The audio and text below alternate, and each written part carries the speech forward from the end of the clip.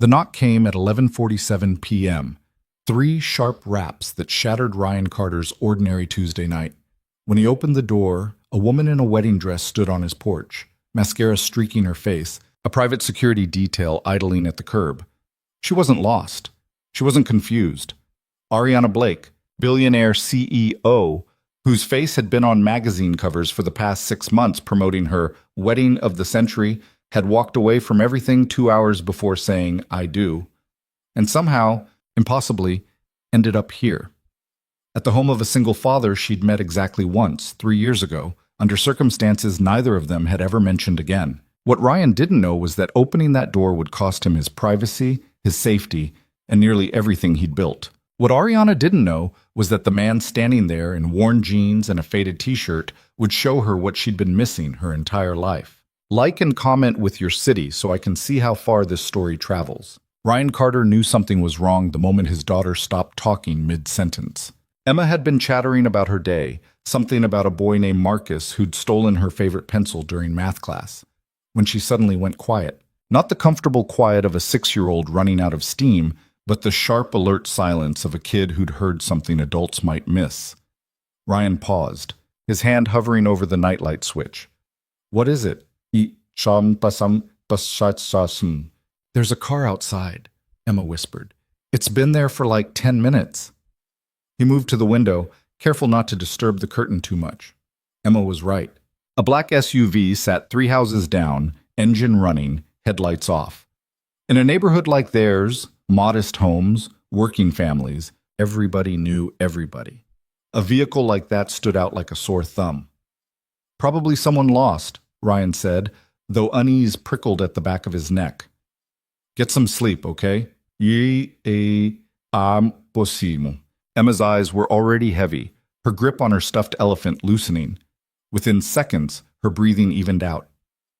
Ryan watched her for a moment, this small person who'd become his entire world after her mother walked out 4 years ago. Everything he did, every decision he made, filtered through one question. Is this good for Emma? He was halfway down the stairs when the knock came. 3 sharp raps. Deliberate, urgent. Ryan's first instinct was to ignore it. Nothing good happened at midnight. But the knocking came again, more insistent this time, and he didn't want Emma waking up. He crossed the living room, flicked on the porch light, and opened the door. For a second, his brain couldn't process what he was seeing. A woman stood on his porch in a wedding dress. Not just any wedding dress, the kind that probably cost more than his car. Silk and lace and tiny pearls that caught the light. Her dark hair had been elaborately styled at some point, but was now half collapsed, pins hanging loose. Mascara tracked down her cheeks in uneven lines. Behind her, at the curb, the black SUV idled. A man in a dark suit stood beside it, watching. "Ariana?" Ryan heard himself say. She looked up at him, and the expression on her face hit him like a fist to the chest. Desperation, exhaustion, something raw and unguarded that made his stomach twist. "I know this is insane," she said. Her voice was hoarse, like she'd been crying for hours. "I know I have no right to be here, but I didn't know where else to go. Ryan's mind reeled. He hadn't seen Ariana Blake in 3 years. Their paths had crossed exactly once, at a hospital fundraiser where he'd been setting up sound equipment for the AV company he worked for. She'd been there as a donor, writing checks with more zeros than he made in a year. They'd talked for maybe 20 minutes, a strange, unexpected conversation that had felt oddly real, in a room full of fake smiles and rehearsed speeches. He'd thought about that conversation more than he cared to admit. But he'd never expected to see her again, and he sure as hell never expected her to show up on his doorstep in a wedding dress. "What happened?" he asked. She laughed, but it came out broken. "I ran. From your wedding. 2 hours before it started." She glanced back at the SUV. "That's Marcus. He's head of my security. He followed me, obviously. Tried to talk me out of coming here, but I told him it was either this or I was walking." Ryan should have closed the door, should have told her this was a bad idea, that she needed to go home, call her family, talk to someone who actually knew her. But something in her eyes stopped him. A kind of hollow terror that he recognized, because he'd felt it himself once. The night Emma's mother told him she was done, that she couldn't do this anymore, that she was leaving and not coming back. He stepped aside. "Come in." Ariana hesitated, like she hadn't actually expected him to agree. Then she turned to Marcus and gave a small nod. The man looked unhappy, but he didn't argue. He got back in the SUV, though Ryan noticed he didn't drive away. Inside, the house felt impossibly small with her in it. Ryan's living room was clean but cluttered. Emma's coloring books on the coffee table, his work boots by the door, a basket of laundry he hadn't folded yet. The kind of ordinary chaos that suddenly felt embarrassing with a billionaire standing in the middle of it. Ariana looked around, and for a second, he thought he saw her shoulders relax slightly. "You want something to drink?" Ryan asked, because he had no idea what else to say. "Water would be great." He went to the kitchen, filled a glass, and tried to wrap his head around what was happening. Ariana Blake. In his house. In a wedding dress. He'd seen the engagement announcement 6 months ago. It had been everywhere. Business magazines, social media, morning talk shows. Ariana Blake, CEO of Blake Industries, and Trevor Ashford, VP of Ashford Financial Group, the merger of two empires, a power couple for the ages. Ryan had felt something uncomfortable twist in his chest when he saw the photos. He told himself it was ridiculous. He didn't know her. One 20-minute conversation didn't mean anything. But now she was here, and nothing about this made sense. When he came back, she was sitting on the edge of his couch, elbows on her knees, head in her hands. The wedding dress pooled around her like something out of a fairy tale gone wrong. She took the water, drank half of it in one go. "Thank you. You want to tell me what happened?" Ryan asked carefully. Ariana set the glass down, stared at it. "I was getting ready. Hair, makeup, the whole production. Everyone kept telling me how beautiful I looked, how perfect everything was." Her voice was flat. "And I just couldn't do it. I kept thinking about walking down that aisle, saying vows I didn't mean, spending the rest of my life pretending." "Pretending what?" "That I loved him." She looked up at Ryan, and her eyes were red-rimmed but dry, like she'd cried herself out hours ago. "Trevor's a good guy. Smart, successful, comes from the right family. On paper, we're perfect. Our companies fit together seamlessly. The marriage made sense for both of us. But you don't love him." "I don't even like him that much." She laughed again, that same broken sound. "We've been together 2 years, and I can count on one hand the number of real conversations we've had. Everything's surface level, safe, strategic." She shook her head. 3 hours ago, I was standing there in that dress, and I realized I couldn't remember the last time I felt anything real." Ryan sat down in his armchair across from her. "So you left?" I left. Grabbed my phone, walked out the back entrance. Marcus found me about 10 minutes later. I think half my security team is probably having a meltdown right now." She rubbed her face. "I got in the car and told Marcus to drive. I didn't even know where I wanted to go. I just knew I couldn't be there. And you ended up here." Ariana met his eyes. "I remembered what you said. At the fundraiser." Ryan frowned. "What did I say?" It took me... "We were talking about choices. You told me that after Emma's mom left, you had to decide what kind of life you wanted to build. You said you could either chase what you thought you were supposed to want, or you could focus on what actually mattered." She paused. "You said you chose what mattered." He did remember that conversation. He'd been surprised by how easy it was to talk to her, how she'd actually listened instead of just waiting for her turn to speak. But he hadn't realized it meant anything to her. "That was 3 years ago," he said. "I know, but I thought about it a lot." She looked around the room again, at the crayon drawing stuck to the refrigerator with magnets, the photo of Emma on the bookshelf, the well-worn couch that had definitely seen better days. "You meant it. You actually built a life that matters." Ryan didn't know what to say to that. Yeah, his life mattered to him. It mattered to Emma. But it wasn't glamorous. It wasn't the kind of thing people wrote magazine articles about. "I'm not saying my life is perfect," Ariana continued, "but I've spent the last 10 years building an empire. I've acquired 17 companies, tripled our revenue, made Forbes' 30 under 30, and then their most powerful women list. I've done everything I was supposed to do." Her voice cracked. "And I'm miserable." The word hung in the air between them. Ryan had seen a lot of things in his 32 years, but he'd never seen someone so successful look so completely lost. "What do you want me to say?" he asked quietly. I don't know. Maybe I just needed someone to tell me I'm not crazy. You're not crazy. He leaned forward. But you know this is going to blow up, right? You can't just walk away from a wedding like that and expect it to disappear. I know. She closed her eyes. My phone's been going off nonstop. 43 missed calls from my mother. 26 from Trevor. I stopped counting after that. You should probably call them. I will. Just not yet. When she opened her eyes again, there was something vulnerable in her expression that made Ryan's chest tighten. Can I stay here tonight? Just until morning. I'll figure out what to do after that. Every rational part of Ryan's brain screamed that this was a terrible idea. He didn't know this woman. She was running from a life he couldn't begin to understand. Getting involved would only complicate things. But he thought about Emma upstairs, asleep with her stuffed elephant. He thought about the night her mother left, when he'd felt like the entire world was collapsing and there was no solid ground anywhere.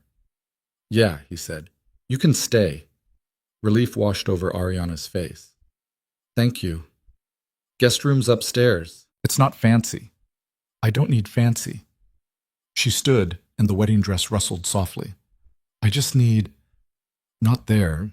Ryan showed her upstairs, careful to keep his voice low as they passed Emma's room.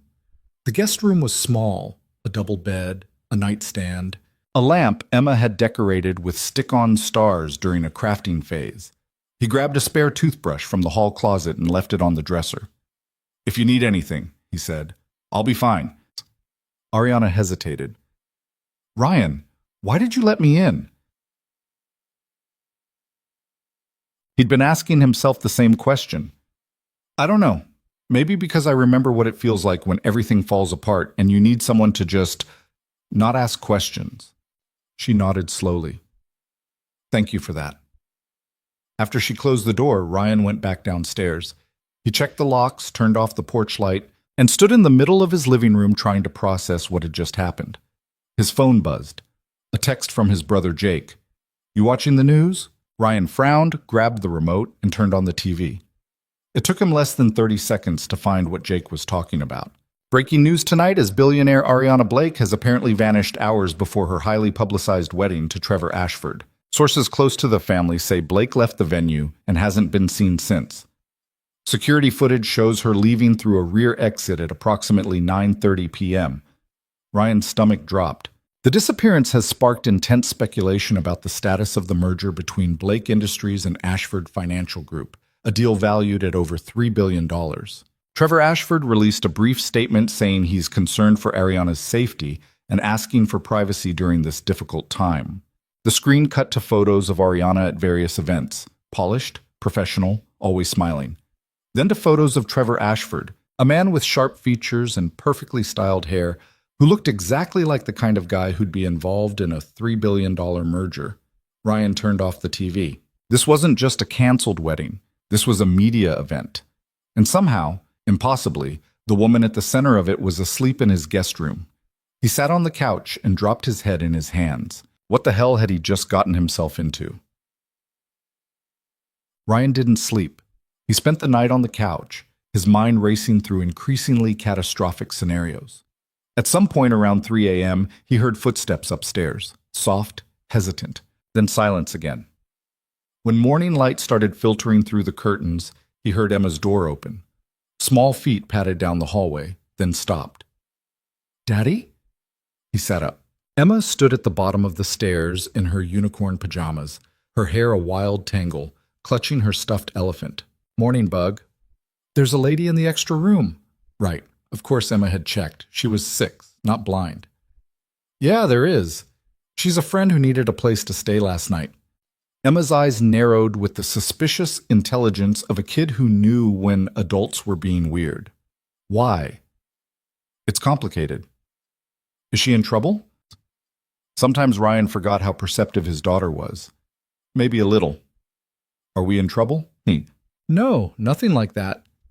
He stood, crossed to her, ruffled her hair. You hungry? I'll make pancakes. That distracted her, as he'd known it would. Emma loved pancakes. She followed him into the kitchen, chattering about a dream she'd had involving talking horses and a castle made of ice cream. Ryan was halfway through mixing batter when Ariana appeared in the doorway. She changed out of the wedding dress into— Ryan had no idea where she'd gotten different clothes. Probably had stuff in the SUV. She wore jeans and a soft gray sweater, her hair pulled back in a ponytail. Without the makeup and the formal styling, she looked younger, more real.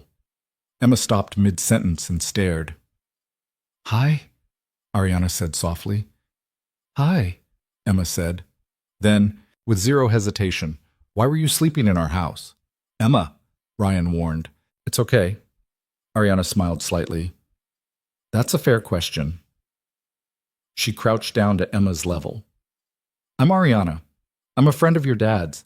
I was having a really hard night, and he was kind enough to let me stay here." Emma studied her with the unnerving intensity of a child sizing up a stranger. "Were you crying?" "Yeah, I was." "Why?" "Emma, let her breathe," Ryan said. But Ariana shook her head. "It's fine." She looked at Emma. Sometimes grown-ups have to make really hard choices, and even when it's the right choice, it still hurts. Emma seemed to consider this. "Did somebody die?" "No, nothing like that." "Did you get fired?" "Emma." "No," Ariana said, and there was something almost like amusement in her voice. "I didn't get fired." "Then what happened?" Ariana glanced at Ryan, who shrugged helplessly. His daughter had never been good at reading social cues that told her to back off. "I was supposed to do something I didn't want to do," Ariana said carefully. "And I decided not to do it." Emma nodded like this made perfect sense. "Sometimes my dad makes me eat vegetables even when I don't want to. Is it like that?" "Kind of, but bigger. Like eating a whole mountain of vegetables?" Ariana laughed. A real laugh this time, not the broken sound from last night. "Yeah, like that." Emma seemed satisfied with this answer. She turned back to Ryan. "Can she have pancakes too?" "If she wants them." "I would love pancakes," Ariana said. They ate breakfast at Ryan's small kitchen table, an odd trio that shouldn't have worked, but somehow did. Emma monopolized the conversation, telling Ariana about school and her friend Zoe and the injustice of having to go to bed at 8:30 when clearly 9 o'clock was more reasonable. Ariana listened with what seemed like genuine interest, asking questions, laughing at Emma's jokes. Ryan found himself watching her, this woman who ran a billion-dollar empire, sitting in his kitchen eating slightly burned pancakes like it was the most normal thing in the world. After breakfast, Emma retreated to the living room to watch cartoons. Ryan started clearing dishes, and Ariana joined him without being asked. "You don't have to do that," he said. "I want to help." She rinsed a plate, handed it to him. "Your daughter's great." "She's something, all right." "How long has it been since her mom—" "4 years." Ryan loaded the dishwasher. Emma was 2 when Sarah left. Barely remembers her now. That must have been hard. It was. He paused. But we figured it out. They worked in silence for a moment. Then Ariana said, "I should probably deal with reality now." Ryan nodded. He'd been expecting this. She pulled out her phone, stared at the screen. 72 missed calls. 118 texts. She scrolled through them, her expression growing more tense with each swipe. "My mother's threatening to call the police. Trevor's lawyers are involved. My VP is freaking out about the optics." She looked up. "This is a nightmare. What are you going to do?" "I don't know." She leaned against the counter. "I should go back, face everyone, deal with the fallout." But I don't want to." Her voice was quiet. "The second I step back into that world, everything goes back to the way it was. Everyone will try to fix this, smooth it over, convince me it was cold feet or stress or whatever story makes this manageable. And maybe they'll be convincing enough that I'll start to believe them." Ryan understood what she wasn't saying. Once she left, she might not find the courage to leave again. "You could stay another day?" he heard himself say. Ariana looked at him, surprised. "I can't ask you to do that." "You're not asking, I'm offering." He wasn't sure why he was making the offer, only that it felt important. Give yourself 24 hours. Figure out what you actually want instead of what everyone else wants from you. She was quiet for a long moment. "You barely know me." "I know you're scared. I know you're trying to make a choice that everyone's going to tell you is wrong. He met her eyes. Sometimes you need someone in your corner who doesn't have a stake in the outcome. What about your daughter? What about, I'll handle it? He would, somehow. Ariana looked like she might cry again. Instead, she just nodded. Okay, 24 hours. Mamishrati is. The rest of the morning passed in strange, suspended normalcy. Emma accepted Ariana's presence with the easy adaptability of children, showing her the elaborate blanket fort she'd built in the living room and explaining the complex rules of the imaginary game she'd invented involving dragons and knights, and something about a magic sword. Ryan worked from home, answering emails and reviewing project specs for the AV company while keeping half an ear on the living room. At one point, he heard Emma's delighted laughter and looked up to see Ariana inside the blanket fort, completely engaged in whatever adventure Emma had dragged her into. Around noon, his phone rang. Jake. Ryan stepped outside to take the call. Hey. Dude, what the hell is going on? What do you mean? Don't play dumb. The news is going insane. Ariana Blake is still missing. People are speculating she was kidnapped or had a breakdown or ran off with some secret boyfriend. Jake paused. You didn't happen to see anything weird last night, did you? They're saying her security tracked her phone to somewhere in our neighborhood before she turned it off. Ryan's stomach clenched. Why would I know anything about that? Because you're being weird right now and you're a terrible liar. Ryan closed his eyes. Jake, is she there? Please tell me you're not that stupid. I didn't ask her to come here. Oh my God, she's there, Ryan. Are you out of your mind? She needed help. So call someone. Call her family. Call the cops. Call literally anyone except deciding to harbor a missing billionaire in your house. She's not missing. She's right here. She's safe. That's not how this works, Jake's voice pitched higher. Do you have any idea what kind of mess you're getting yourself into? Her family probably has lawyers on speed dial. Her fiancé is connected to some serious people. You could get sued, arrested, who knows what else. She's an adult making her own choices. And you're getting in the middle of something way above your pay grade. Jake took a breath, clearly trying to calm down. Look, I know you want to help people. I know that's your thing, but this isn't some lost puppy. This is a whole different level of complicated. I know that. Do you? Because from where I'm standing, it looks like you're making decisions with your heart instead of your head, and that's going to blow up in your face. Ryan didn't have an answer for that. Maybe because Jake was right.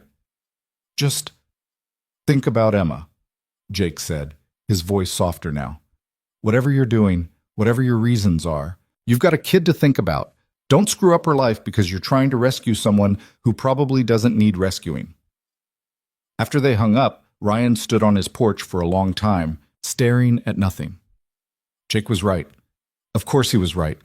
This was reckless and stupid and potentially catastrophic. But when he went back inside and saw Emma and Ariana sitting cross-legged on the floor, working on a jigsaw puzzle together, something in his chest settled.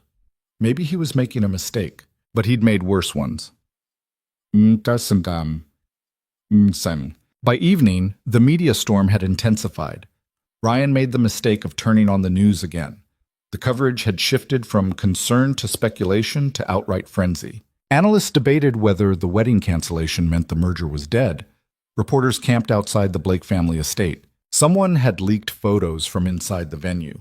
The abandoned wedding dress, the untouched reception hall, the guests standing around looking confused and uncomfortable. And then around 6 p.m., the story changed. We're getting reports now of possible sightings of Ariana Blake. One source claims to have seen her entering a residential neighborhood on the north side of the city last night. Security footage allegedly shows a vehicle matching the description of Blake's personal SUV in the area around midnight. Police have not confirmed these reports, but speculation is growing that Blake may be staying with an undisclosed friend or associate. Ryan turned off the TV. Emma was in her room playing, but Ariana had seen the broadcast. She stood by the window, arms wrapped around herself.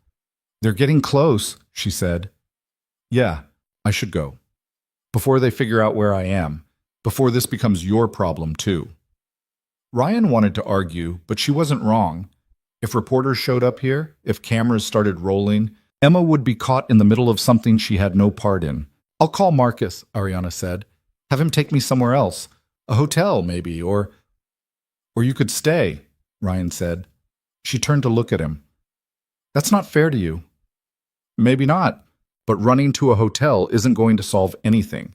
The second you check in anywhere, someone's going to recognize you. This'll just keep following you. So what do I do? You face it. He moved closer. Not by yourself. On your terms. But you can't hide forever. What? What? Ariana was quiet for a long moment. Then she pulled out her phone. My mother's going to kill me. Probably. She smiled slightly, then took a deep breath and dialed. Ryan gave her privacy, heading upstairs to check on Emma. His daughter had spread approximately 300 stuffed animals across her bedroom floor and was orchestrating what appeared to be an elaborate wedding ceremony between a teddy bear and a plastic dinosaur. Everything okay, Bug? Mr. Bear loves Rex, Emma announced, but Rex's family doesn't approve because he's a dinosaur. Ryan bit back a laugh. That's complicated. They're going to get married anyway, because love is more important. Out of the mouths of babes. That's a good story, Ryan said. I know. Emma positioned the bear and dinosaur under a makeshift arch made from building blocks. Are you and Ariana going to get married? Ryan nearly choked. What? You like her, I can tell. Emma, it's more complicated than that. Why? Because grown-up stuff is always complicated. Emma gave him a look that suggested she thought grown-ups were ridiculous. If you like her and she likes you, you should get married. That's how it works. It's really not. Mr. Bear and Rex make it work. Mr. Bear and Rex are toys. Emma shrugged, unbothered by this logic. Love is love, Daddy. Sometimes his kid was too smart for her own good. Downstairs, he could hear Ariana's voice, muffled through the floor, but clearly emotional. He wondered what her mother was saying, what Trevor was saying, whether they were angry or relieved or just confused. 20 minutes later, Ariana appeared in Emma's doorway. Her eyes were red, but her voice was steady. I talked to my mother. How'd that go? About as well as you'd expect. She leaned against the doorframe. She wants me to come home. Trevor wants to talk. My VP wants me to make a statement. Everyone wants me to fix this. What do you want? Ariana looked at Emma, who'd abandoned her toys to listen with undisguised interest. I want to figure out what my life looks like if I'm actually honest about what I want instead of what I'm supposed to want. That's a good start, Ryan said. The problem is, I don't know where to start. Emma piped up, You could start with pancakes tomorrow. Daddy makes really good pancakes. Ariana laughed, that real, genuine laugh again. You know what? That sounds perfect. That night, after Emma was asleep, Ryan and Ariana sat in the living room. The house was quiet, except for the soft tick of the kitchen clock. Thank you, Ariana said, for letting me stay, for not treating this like I'm crazy. You're not crazy. My mother thinks I am. She spent 30 minutes listing all the reasons why canceling the wedding was a mistake. The business implications, the social embarrassment, the fact that Trevor is objectively a good match. But you don't love him. She said love isn't the point, that marriages like ours are about partnership and stability and building something bigger than ourselves. Ariana pulled her knees up to her chest. Maybe she's right. Maybe I'm being naive, thinking there should be more. There should be more, Ryan said firmly. How do you know? Because I tried it the other way. When Emma's mom and I got together, it made sense on paper. We were young. We got along okay. She got pregnant, and we figured we'd make it work. But we didn't love each other. Not really. And when things got hard, there was nothing holding us together. He paused. Emma deserved better than that. You deserve better than that. Ariana's eyes glistened. I've spent my whole life doing what I was supposed to do. Good grades, right schools, running the company the way my father ran it. Every decision was about the bottom line, about strategy, about winning. She wiped at her eyes. And somewhere along the way, I forgot to actually live. So live now. I don't know how. Nobody does. You just start. She looked at him for a long moment. What if I screw it up? Then you screw it up, and you try again.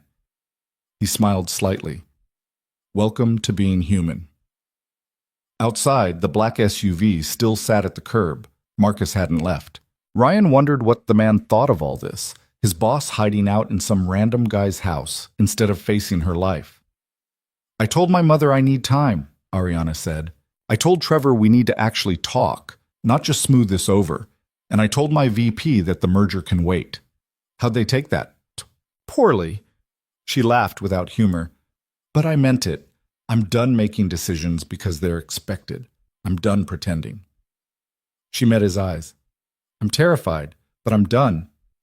Ryan nodded. That's brave. It doesn't feel brave. It feels like I'm falling off a cliff. Sometimes those are the same thing. They sat in companionable silence for a while. Then Ariana said quietly, Why are you helping me? Really?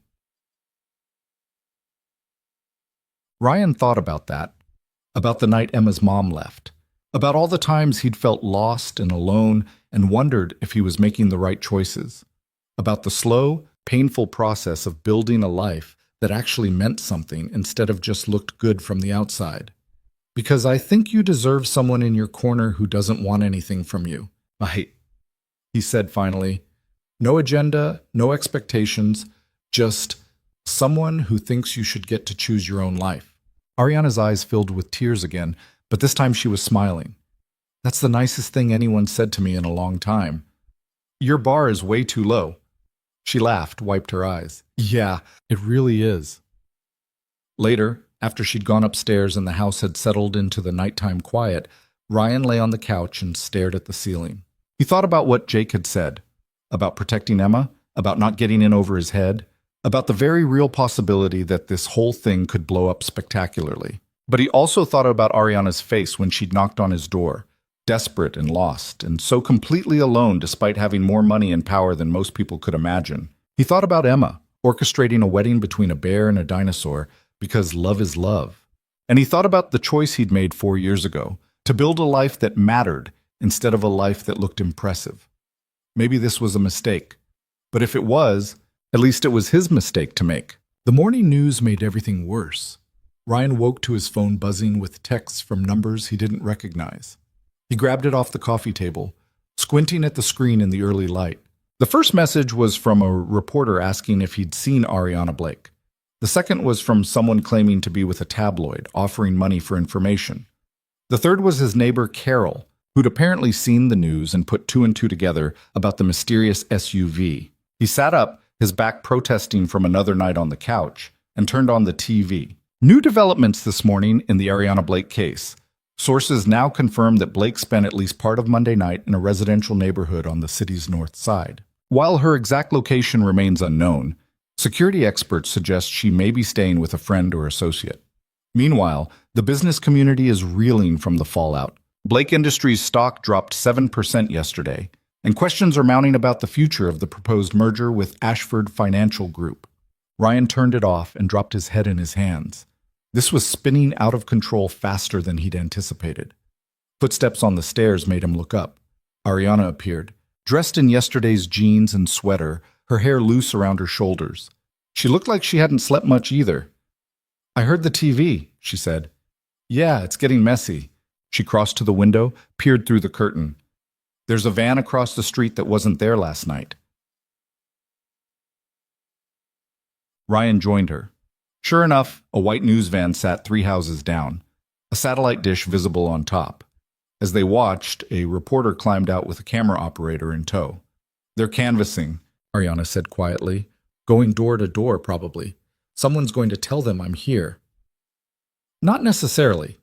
People in this neighborhood mind their own business. Ryan, there's a billionaire hiding in your guest room. That's not minding your own business territory. She had a point. Emma's door opened upstairs, followed by the sound of small feet running to the bathroom. Normal morning sounds in a situation that was anything but normal. I should leave, Ariana said, before this gets worse, before they connect me to you and Emma gets dragged into this.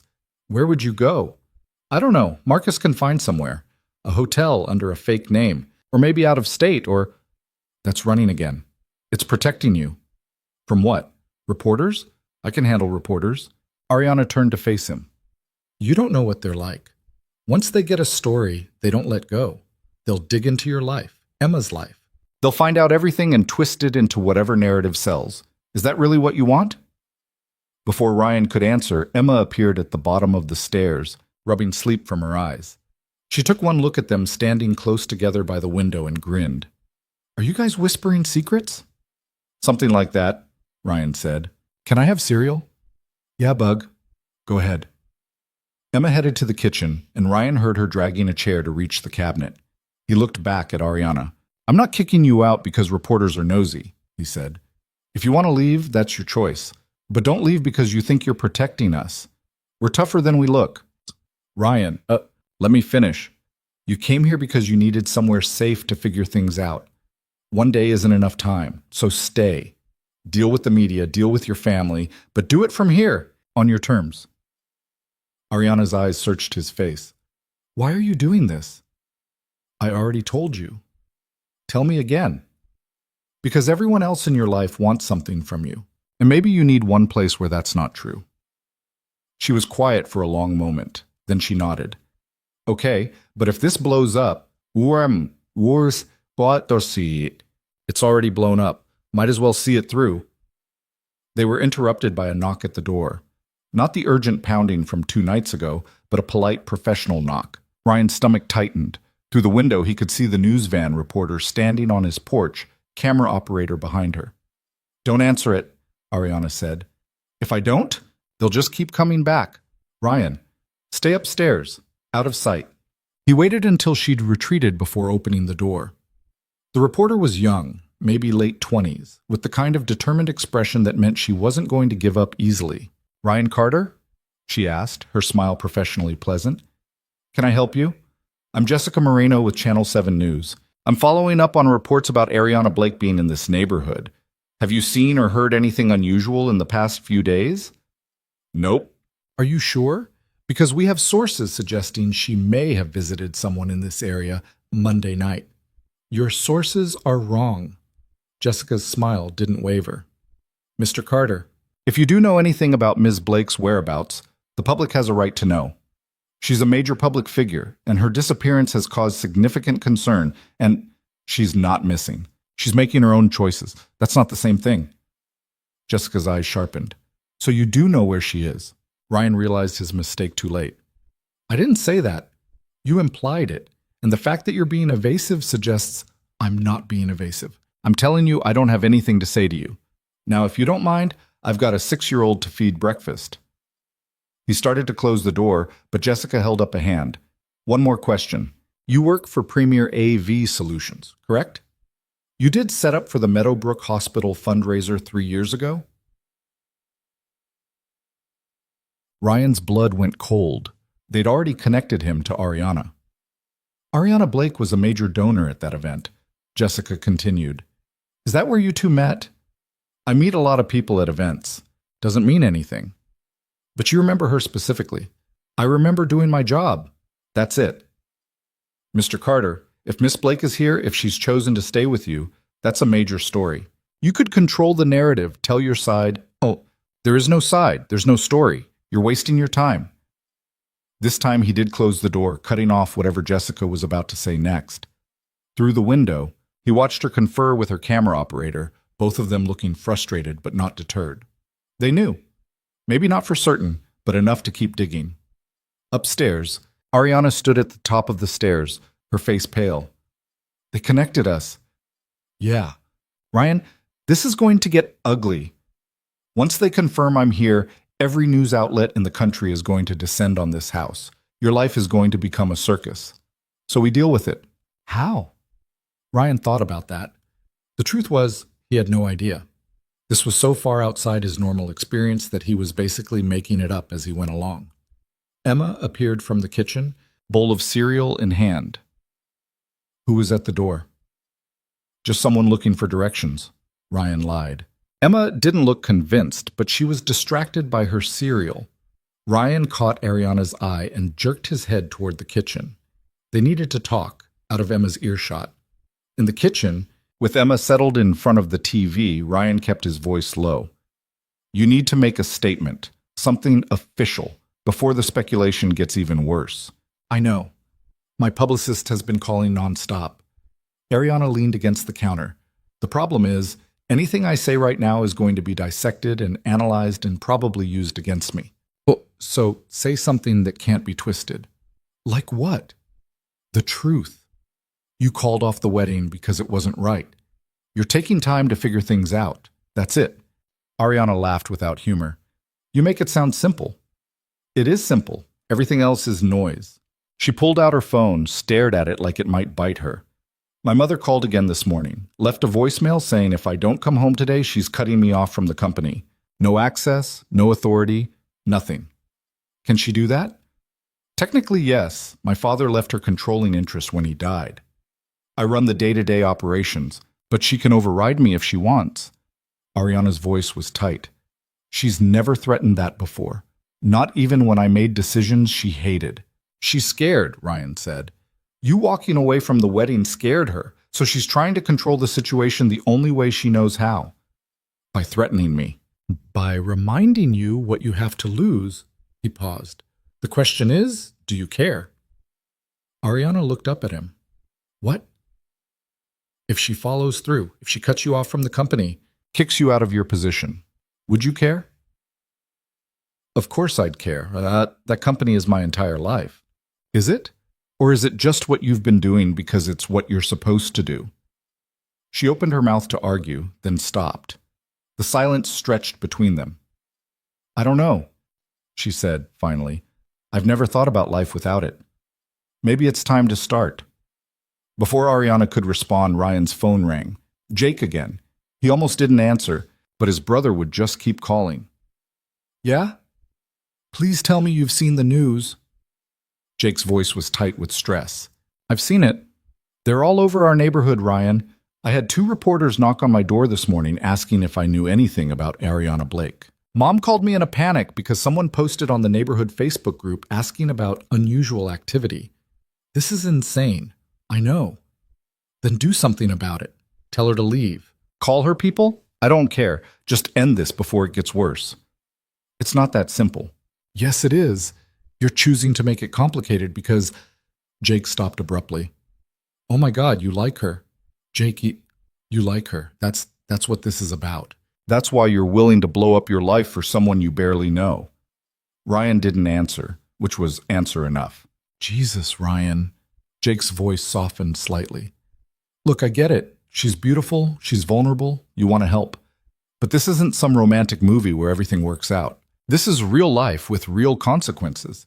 What happens when she goes back to her billionaire life and you're left dealing with the fallout? I don't know. That's not good enough. Not when you've got Emma to think about. I am thinking about Emma. Are you? Because from where I'm standing, you're thinking with something else entirely. Ryan hung up. He knew Jake was right. About the consequences, about the risks, probably about his motivations too. But knowing something intellectually and feeling it in your gut were 2 different things. When he turned around, Ariana was watching him. Your brother thinks this is a bad idea, she said. My brother thinks a lot of things. Is he right? Probably. Ryan managed a half smile. But I'm doing it anyway. Ariana's expression was complicated. Gratitude mixed with guilt, mixed with something else he couldn't quite read. I should call my publicist, make a statement like you said. You want me to give you space? No, stay. I might need someone to stop me from saying something stupid. She dialed, put the phone on speaker. It rang twice before a harried female voice answered. Finally! Ariana, where the hell have you been? Do you have any idea what kind of disaster I'm trying to manage here? Hi, Claire. Don't hi, Claire me. I've got every major news outlet demanding comments, your mother breathing down my neck, and Trevor's PR team spinning this like you've had some kind of breakdown. I need you to come in right now so we can strategize. I'm not coming in. Silence. Then, excuse me, I'm not coming in. I'm not making a joint statement with Trevor, and I'm not pretending this was a misunderstanding. I called off the wedding because I didn't want to marry him. That's the truth. Ariana, we can't just say that. The optics, I don't care about the optics, Em. You should. Blake Industries' stock is tanking. The merger is in jeopardy. Your reputation is being destroyed in real time. Claire's voice pitched higher. If you don't let me manage this, the damage could be irreparable. Then it's irreparable. I'm done managing perceptions instead of living my life. Is someone there with you? Claire asked suddenly. I hear background noise. Ryan froze, but Ariana didn't hesitate. Yes, I'm staying with a friend. Who? Because if it's someone who can help with the narrative, it's no one you know, and it's none of your business. Everything is my business when I'm trying to save your career. Ariana, listen to me. You need to be strategic about this. Make a statement expressing regret. Say you're working through personal issues. Leave the door open for reconciliation. There's not going to be reconciliation. It's over. Let's see. Claire made a frustrated noise. Fine. Then we position it as mutual. Say you and Trevor both realized you wanted different things, that you'll always respect each other, all the standard breakup language. But you cannot just ghost the entire situation. Ariana glanced at Ryan. He gave a small nod. Okay, Ariana said. Draft something, but I'm not apologizing. I'm not expressing regret, and I'm not hinting that I made a mistake. Clear? Crystal. Claire didn't sound happy. Can I at least tell people you're safe and taking time for yourself? Yes. And when are you planning to resurface? Because the longer you stay in hiding, the worse the speculation gets. I'll resurface when I'm ready, not before. After they hung up, Ariana slumped against the counter. That went better than expected. She seems intense. She's good at her job, which is why her job is probably about to become impossible. Ariana rubbed her temples. This is really happening. I'm actually doing this. Having second thoughts? More like fifth or sixth thoughts. She looked at him.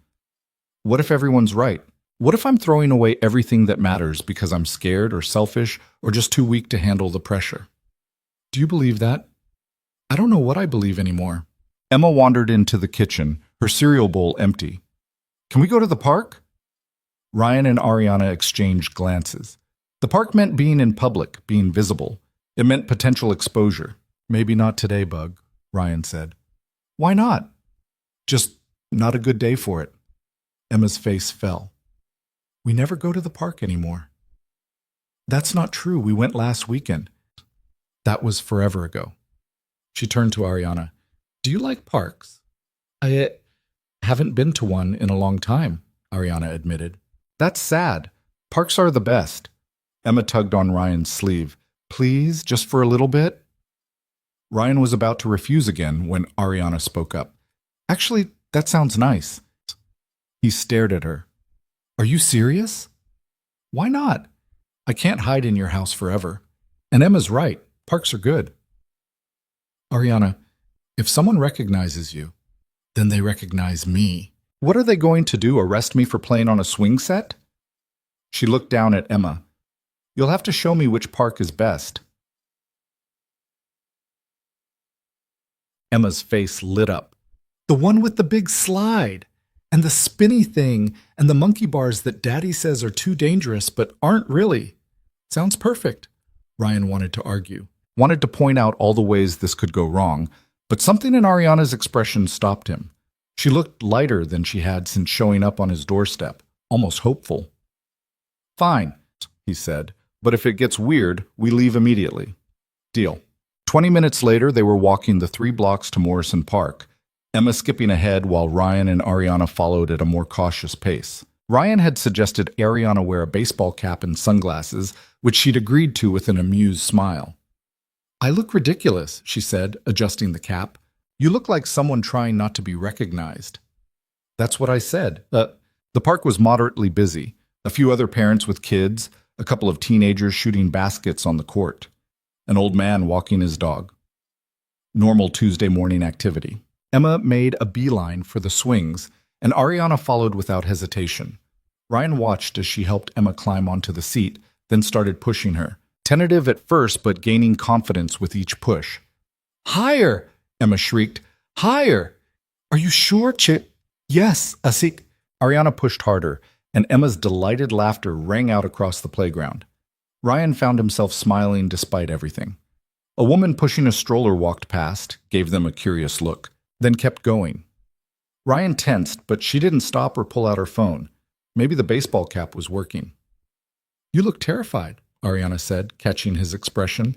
I'm just waiting for the other shoe to drop. Maybe there is no other shoe. Maybe this is just a regular Tuesday at the park. With a billionaire on the swings. Former billionaire, Ariana corrected. If my mother follows through, I'll be lucky to have my savings account. You have a savings account? She laughed. Okay, fine. I'll be lucky to only have several $1,000,000 instead of several billion.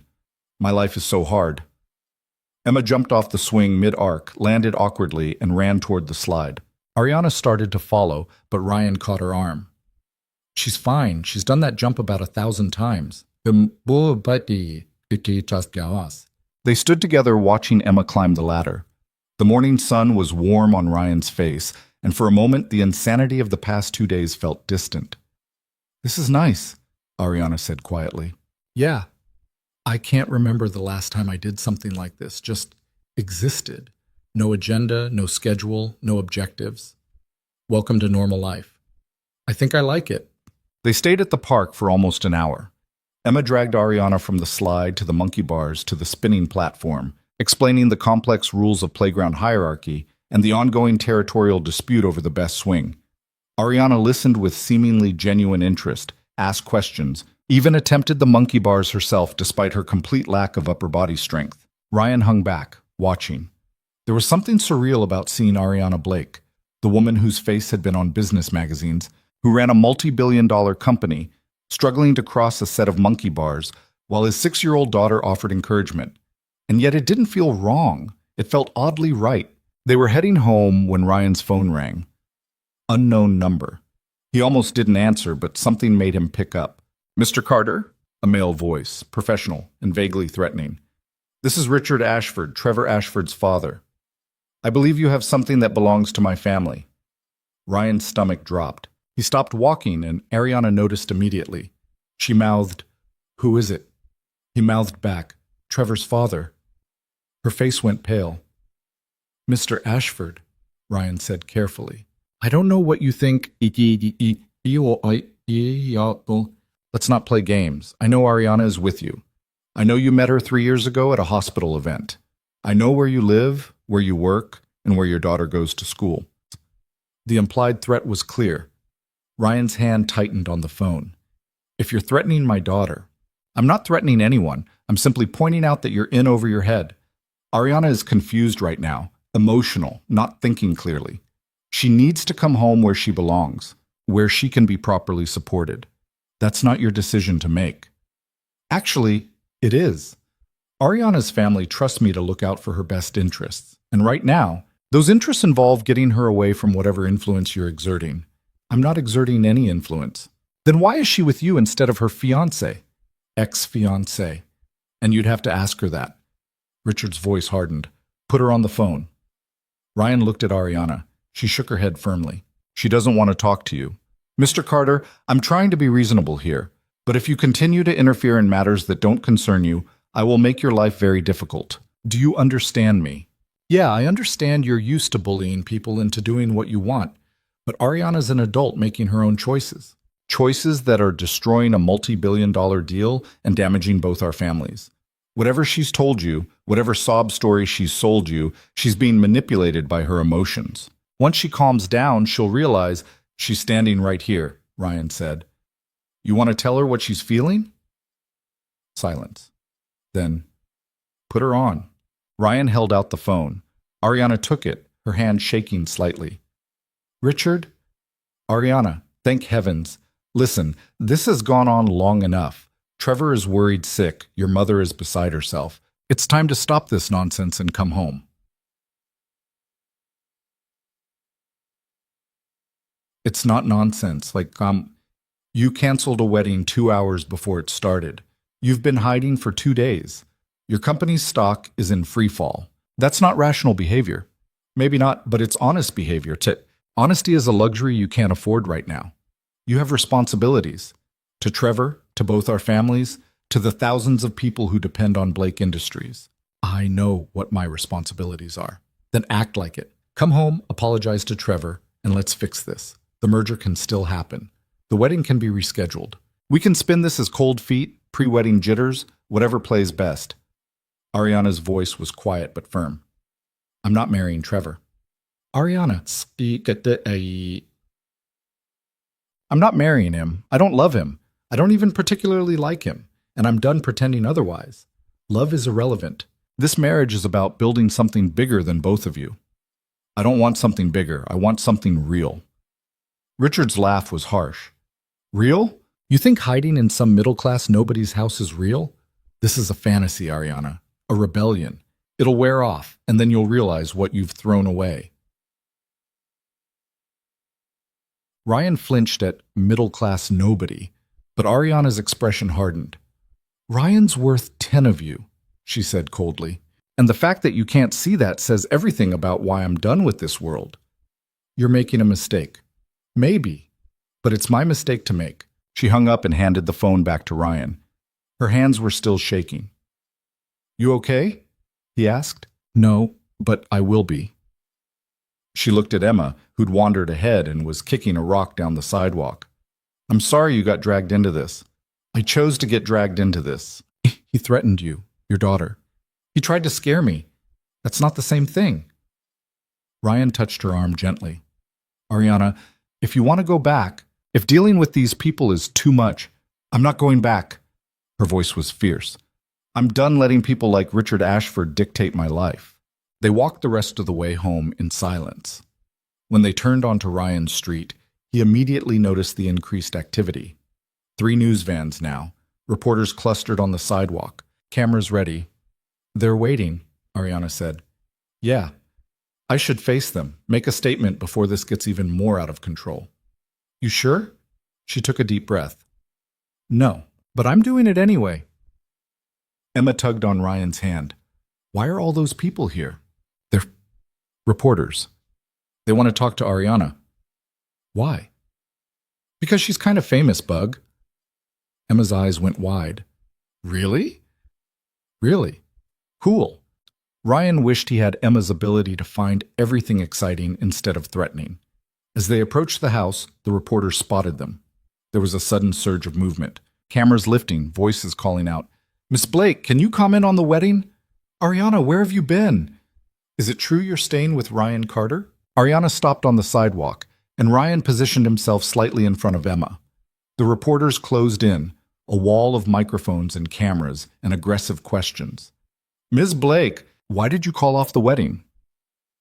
Are you and Trevor Ashford still together? What about the merger? Ariana held up a hand, and surprisingly, the noise dimmed slightly. She looked directly at the cameras, and Ryan saw her shift into something else, not the vulnerable woman who'd shown up on his doorstep, but the CEO who'd built an empire. I have a brief statement, she said clearly. 2 days ago, I made the decision not to go through with my wedding to Trevor Ashford. This was not a rash decision or a breakdown. It was a choice I made because the marriage would not have been honest or fair to either of us. But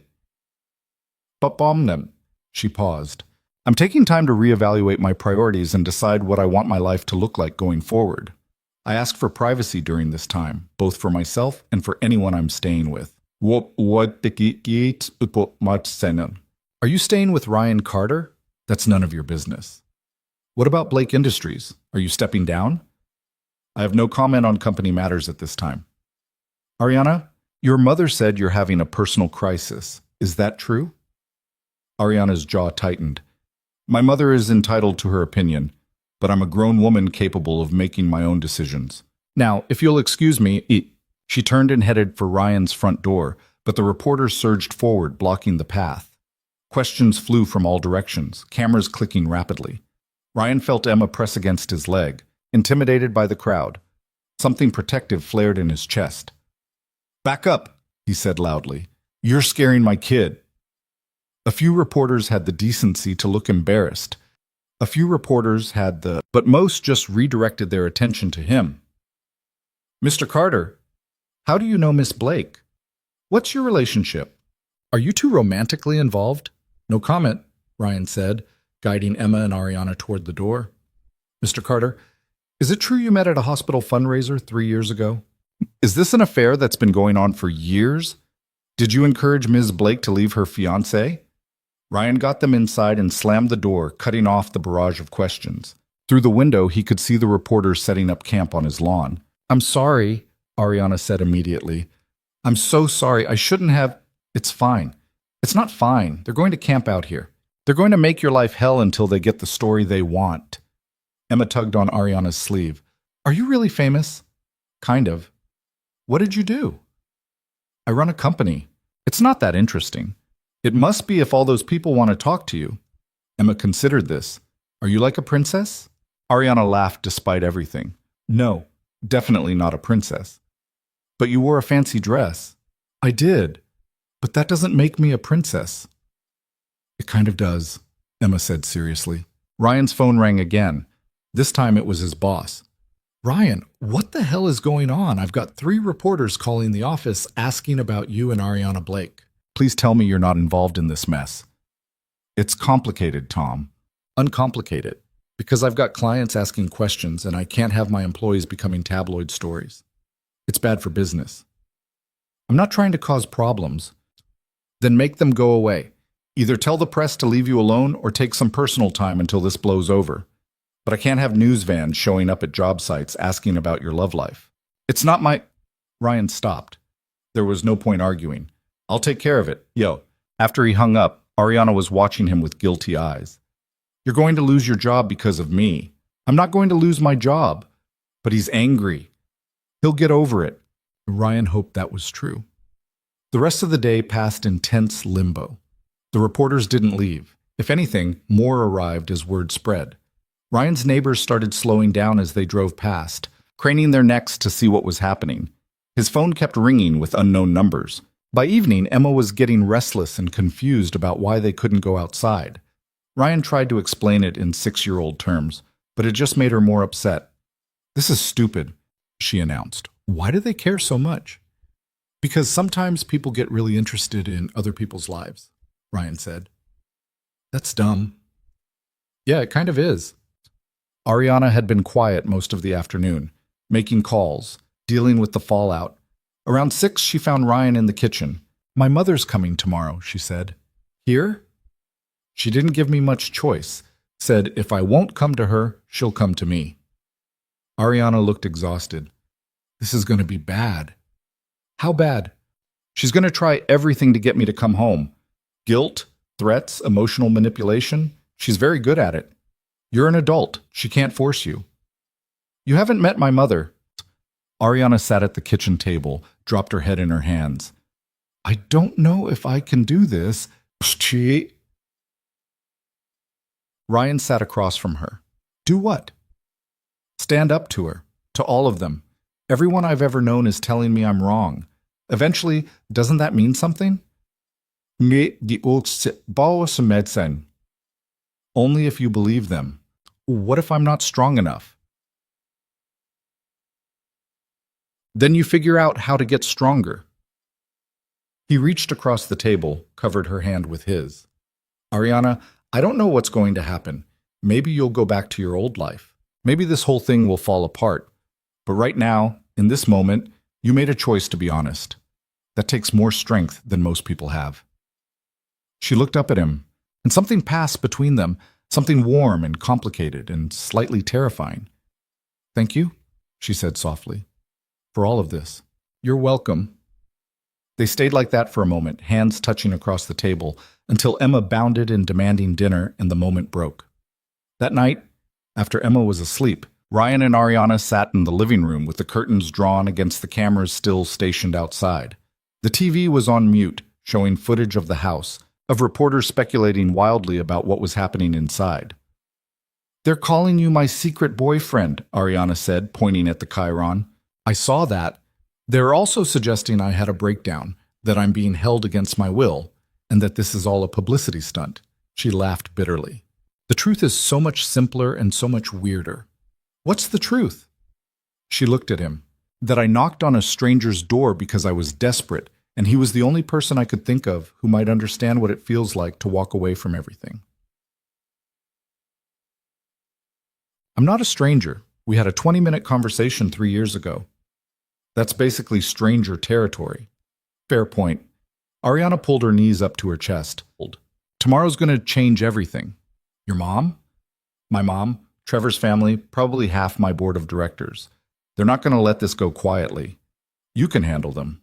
Can I? She sounded uncertain. I've never actually stood up to my mother before. Not like this. There's a first time for everything. What if I fail? Then you try again. She smiled slightly. You make it sound simple. It is simple, just not easy. Outside, one of the news vans drove away, but two others remained. The siege continued. Ariana shifted on the couch, and Ryan noticed how close they were sitting. Close enough that he could see the faint freckles across her nose, the way her eyes reflected the TV's light. Can I ask you something? She said. Sure. Do you ever regret it, choosing this life instead of whatever else you might have done? Ryan thought about that, about the dreams he'd had before Emma, before Sarah left, before reality reshaped everything. Sometimes, he admitted, but then I think about who I'd be if I'd made different choices, and I'm not sure I'd like that person as much. You like who you are? Most days. That must be nice. You don't like who you are? Ariana was quiet for a long moment. I don't know who I am outside of what I do. Blake Industries, the deals, the strategy, that's all I've been for so long. She looked at him. These past 2 days, being here, being just a person. It's the most like myself I've felt in years, and that's terrifying because I don't know how to keep it. You just do. It's not that simple. Actually, it is. You decide what matters, and you build your life around that. Everything else is just noise. Tavos siki asesikis. But what if what matters isn't practical? What if it doesn't make sense? Then it doesn't make sense. You do it anyway. Ariana's eyes were bright with unshed tears. You make it sound possible. It is possible. For you, maybe. Not for someone like me. Why not? Because I have too much to lose. Or maybe, Ryan said quietly, you have too much to gain. She stared at him, and the air between them felt charged with something neither of them was quite ready to name. Then Ryan's phone buzzed with a text from Jake. Mom saw the news. She's freaking out. Call her. Reality came crashing back. I should probably deal with my family too, Ryan said. Yeah, me too. But neither of them moved. They sat there in the quiet living room, the world pressing in from all sides, and for just a few more minutes pretended that tomorrow wasn't coming. But tomorrow came anyway, the way it always does. Ryan woke on the couch to the sound of car doors slamming outside. Through the window, he could see a sleek black Mercedes pulling up to the curb, flanked by 2 security vehicles. The reporters, who'd been milling around looking bored, suddenly snapped to attention. He checked his phone. 6:30 in the morning. Apparently, Ariana's mother didn't believe in sleeping in. Footsteps on the stairs made him turn. Ariana appeared, already dressed, her face pale but set with determination. She'd seen the cars, too. She's early, Ariana said. Clearly runs in the family. I should go out there. Talk to her before she storms in here. You want backup? Ariana hesitated, then nodded. Yeah, I think I do. They went outside together, leaving Emma still asleep upstairs. The morning air was cool, and the reporters immediately surged forward, but the security detail from the Mercedes pushed them back with practiced efficiency. The rear door of the Mercedes opened, and a woman stepped out. Catherine Blake was in her early 60s, impeccably dressed in a cream-colored suit that probably cost more than Ryan's monthly rent.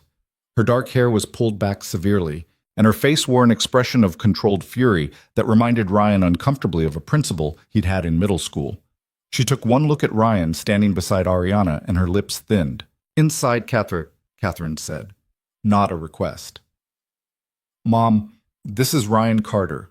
Ryan, my mother, Catherine Blake. Catherine didn't acknowledge the introduction.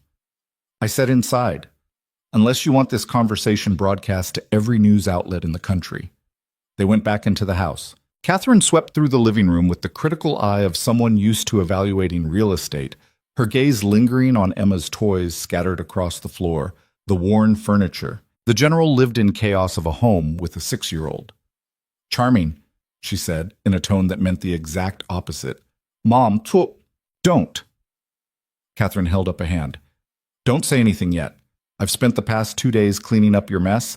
fielding calls from every business associate we have, watching our stock price drop, and trying to explain to Trevor's family why my daughter abandoned him at the altar. So before you start defending yourself, understand that I am not in the mood. Ariana's shoulders stiffened, but her voice stayed level. I didn't abandon him at the altar. I called it off before the ceremony.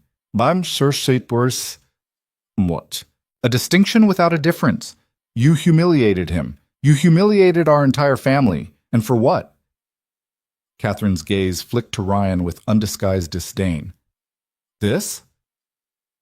Mom, don't... He's a sound technician, Ariana. He lives in a house that's probably worth less than your car. He has a child from a previous relationship. What exactly about this situation seemed like a good idea to you? Ryan felt heat rise in his face, but he kept his mouth shut. This wasn't his fight. Ryan gave me a place to stay when I had nowhere else to go, Ariana said quietly. He didn't judge me, didn't try to manipulate me, didn't have an agenda. He just let me exist. How noble. Catherine's voice dripped sarcasm. And now you think that entitles you to throw away everything your father and I built? Everything we've given you? I'm not throwing it away. I'm choosing something different. Different? Catherine laughed, harsh and sharp. You mean lesser. You mean ordinary. You're choosing to be ordinary, Ariana, and I will not stand by and watch you waste your potential. Maybe ordinary is what I want. Then you're delusional. This isn't you. This is some kind of breakdown, some misguided rebellion because you're afraid of commitment or responsibility or whatever excuse you're telling yourself. Catherine moved closer to her daughter. But I know you. You're not built for this kind of life. You're built for greatness. What if I don't want greatness? Ariana's voice cracked slightly. What if I just want to be happy? What? Happiness is a luxury for people who don't have the capacity for more. You have that capacity. It's irresponsible to waste it. Ryan had heard enough. With all due respect, Mrs. Blake, that's complete garbage. Catherine turned to him slowly, her expression icy. Excuse me? You heard me. You're telling your daughter that being happy is somehow less important than being successful.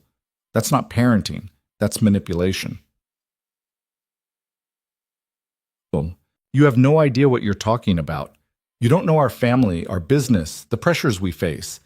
I know what I see. I see a woman who made a hard choice because it was the right one for her. And I see a mother who's more concerned with her stock price than her daughter's well-being. How dare you? Mom, stop. Ariana stepped between them. Ryan's right. You haven't asked me once if I'm okay.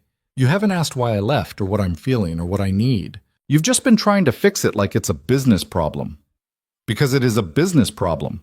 Your personal feelings are relevant, Ariana, but they're not the only consideration. You have a company to run, employees depending on you, a legacy to uphold. And what about me? What about what I'm depending on? Catherine's expression softened slightly, but only slightly. You're depending on the life we've given you, the opportunities, the resources, the position. Without those, what are you? The question hung in the air like a challenge. I don't know, Ariana admitted, but I want to find out. That's childish. Maybe, but I'm doing it anyway. Catherine was quiet for a moment, studying her daughter with an expression that might have been frustration or might have been something closer to pain. When she spoke again, her voice was softer but no less firm. Come home. We'll say you needed a few days to process everything. We'll postpone the wedding, give you time to think things through properly. The merger can wait. Trevor will understand. I'm not marrying Trevor. You're saying that now because you're emotional. Once you've had time to calm down, I've never been calmer in my life. Ariana met her mother's eyes. I don't love him, Mom. I don't want to marry him. And I'm not going to change my mind about that.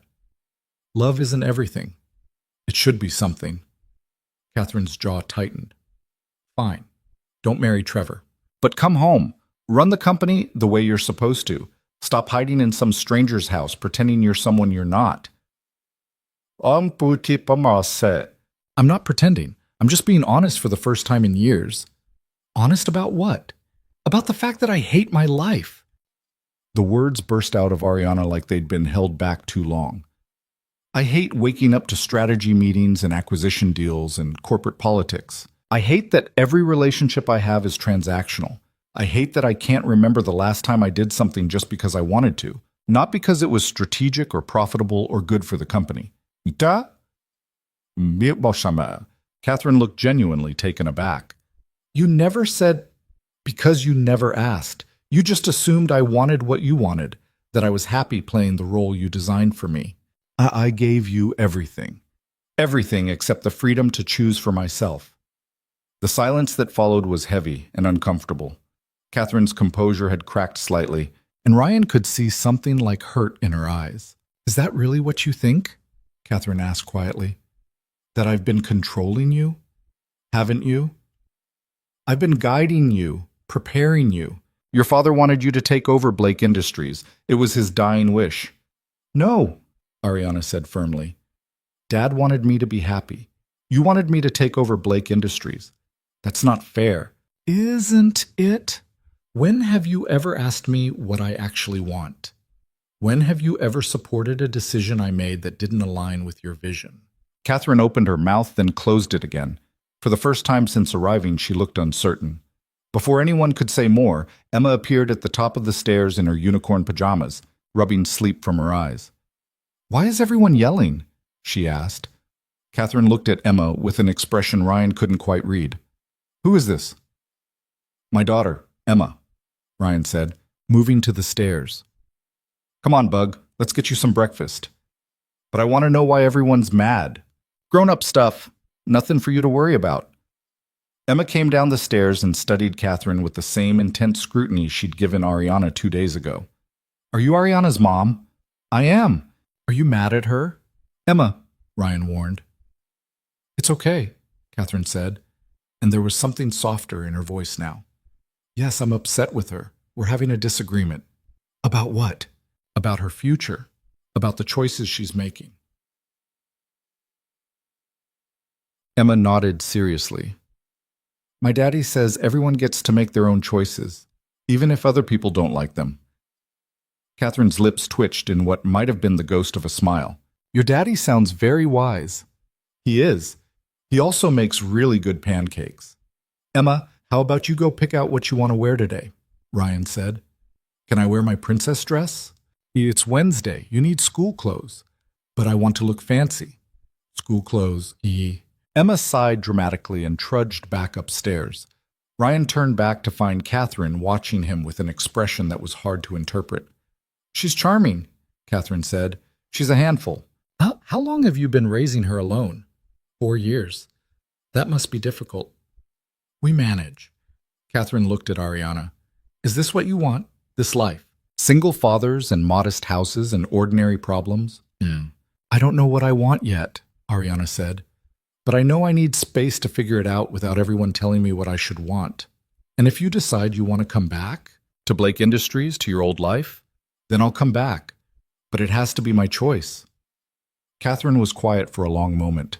Then she opened her purse and pulled out a business card, handed it to Ryan. My personal number, she said. If anything happens, if she needs anything, call me. Is she? Ryan took the card, surprised. Catherine turned back to Ariana. I won't cut you off from the company. You're still CEO. You still have access. You still have your position. But I need you to understand something. Her voice was steel wrapped in silk. If you walk away completely, if you actually decide this is the life you want, I won't fight you, but I also won't enable it. You'll be on your own financially. No trust fund, no safety net, nothing. I need to know you're serious about this before I let you throw away everything your father built. Or it's... I understand. Do you? Because right now you're playing house with someone else's life. It's easy to romanticize simplicity when you know you can go back to luxury whenever you want. But if you're actually serious about this, you need to experience what it really means to not have everything handed to you. Ariana flinched, but she didn't argue. Catherine headed for the door, then paused. Ariana, I do love you. Even if I'm terrible at showing it, I just want you to be happy. Is she... Me wuki chantae. Then let me find my own version of happy. Catherine left without another word. Through the window, Ryan watched her security detail clear a path through the reporters and escort her back to the Mercedes. The car pulled away, and the reporters immediately turned their attention back to Ryan's house. That went better than expected, Ariana said, but her voice shook. You okay? What's... Not really. She sank onto the couch. She's right about one thing. I've been playing at this, living in your house, pretending I'm just a normal person. But I'm not. And eventually, I have to deal with that. What does dealing with it look like? I don't know. She looked up at him. What do normal people do when their entire life falls apart? They pick up the pieces and build something new. That easy, huh? I didn't say easy. I said that's what they do. Emma came back downstairs in a purple shirt and jeans, looking proud of herself. I got dressed all by myself. Good job, Bug. Go brush your teeth. After Emma disappeared into the bathroom, Ariana said, I should probably go. Find somewhere else to stay. I've imposed on you long enough. Ryan wanted to argue, wanted to tell her to stay as long as she needed, but he also knew she was right. This couldn't continue indefinitely. At some point, she needed to figure out what came next. Where will you go? He asked. I have a condo downtown. Haven't been there in months because I was living with Trevor, but it's still mine. She paused. It'll be weird going back there alone. You don't have to go alone. She looked at him. Ryan, I'm just saying, if you need help moving stuff or just want company while you figure things out, I'm here. Why are you doing this? Really? Ryan thought about how to answer that. The truth was complicated, and he wasn't entirely sure of it himself. Maybe because I remember what it felt like when everything I thought I knew turned out to be wrong, he said finally. And I remember wishing I had someone who just got it, who didn't try to fix it or tell me what to do, just someone who understood. Ariana's eyes were bright with tears again. You're a good person. I'm really not. I'm just trying to do the right thing. That's what good people do. Before Ryan could respond, his phone rang. Tom again. He almost didn't answer, but ignoring his boss wasn't going to make anything better. Yeah? Ryan, we need to talk in person. Can you come to the office? When? Now would be good. Ryan's stomach sank. I'll be there in an hour. After he hung up, Ariana was watching him with concern. What was that about? My boss wants to see me. Probably to discuss how having news vans outside my house is bad for business. I'm so sorry. Not your fault? It is, though. All of this is because of me. All of this is because you made a brave choice and other people can't handle it. That's on them, not you. Ryan got Emma ready for school, deliberately not mentioning the reporters still camped outside. When they stepped out the door, cameras immediately started clicking. Emma's eyes went wide. Why are they taking pictures? They're just being nosy. Ignore them. Are we famous now? No, Bug. We're just interesting for 5 minutes. The walk to Emma's school was normally a pleasant 10-minute stroll through the neighborhood. Today, it felt like running a gauntlet. 2 reporters followed them at a distance, and Ryan could see neighbors peeking through curtains as they passed. At the school, Emma's teacher, Mrs. Patterson, gave Ryan a concerned look. Mr. Carter, I wanted to check if everything's all right. I saw the news and everything's fine, Ryan said, more curtly than he intended. Just some temporary craziness? It'll blow over. Of course, but if Emma needs any extra support during this time, she's fine. We're all fine. Mrs. Patterson didn't look convinced, but she nodded. Emma ran off to join her friends, apparently unbothered by the whole situation. Ryan's phone buzzed with a text from Jake. We need to talk. This is getting out of hand. Everyone wanted to talk. Everyone had opinions about what he should do, how he should handle this, what was best for Emma. Nobody seemed to consider that maybe he was doing exactly what he wanted to do. The drive to Premier AV Solutions took 20 minutes through morning traffic. The office was a converted warehouse on the industrial side of town, all concrete floors and exposed ductwork. Ryan had worked there for 6 years, slowly working his way up from general setup crew to project manager. Tom was waiting in his office, and he didn't look happy. Close the door, Tom said. Ryan did, then sat in the uncomfortable chair across from Tom's desk. His boss was in his 50s, balding, perpetually stressed about deadlines and client relationships. I'm going to be straight with you, Tom said. This situation with Ariana Blake is becoming a problem. I know, I'm handling it. Are you? Because I've got 3 clients who've specifically requested you not be assigned to their events. They don't want the media circus that apparently follows you around now. Ryan felt something cold settle in his stomach. Tom, I like you, Ryan. You're good at your job, you're reliable. Clients usually love you, but I can't have this kind of attention on the company. It's disruptive and it's costing us business. It'll blow over in a few days. Media moves on fast. Maybe. But in the meantime, I need you to take a leave of absence. You're suspending me. I'm giving you time to sort out your personal life without it affecting the company. 2 weeks, paid. Get your situation under control, and we'll talk about you coming back. And if I can't get it under control in 2 weeks? Tom's expression was sympathetic but firm. Then we'll have to reevaluate your position here.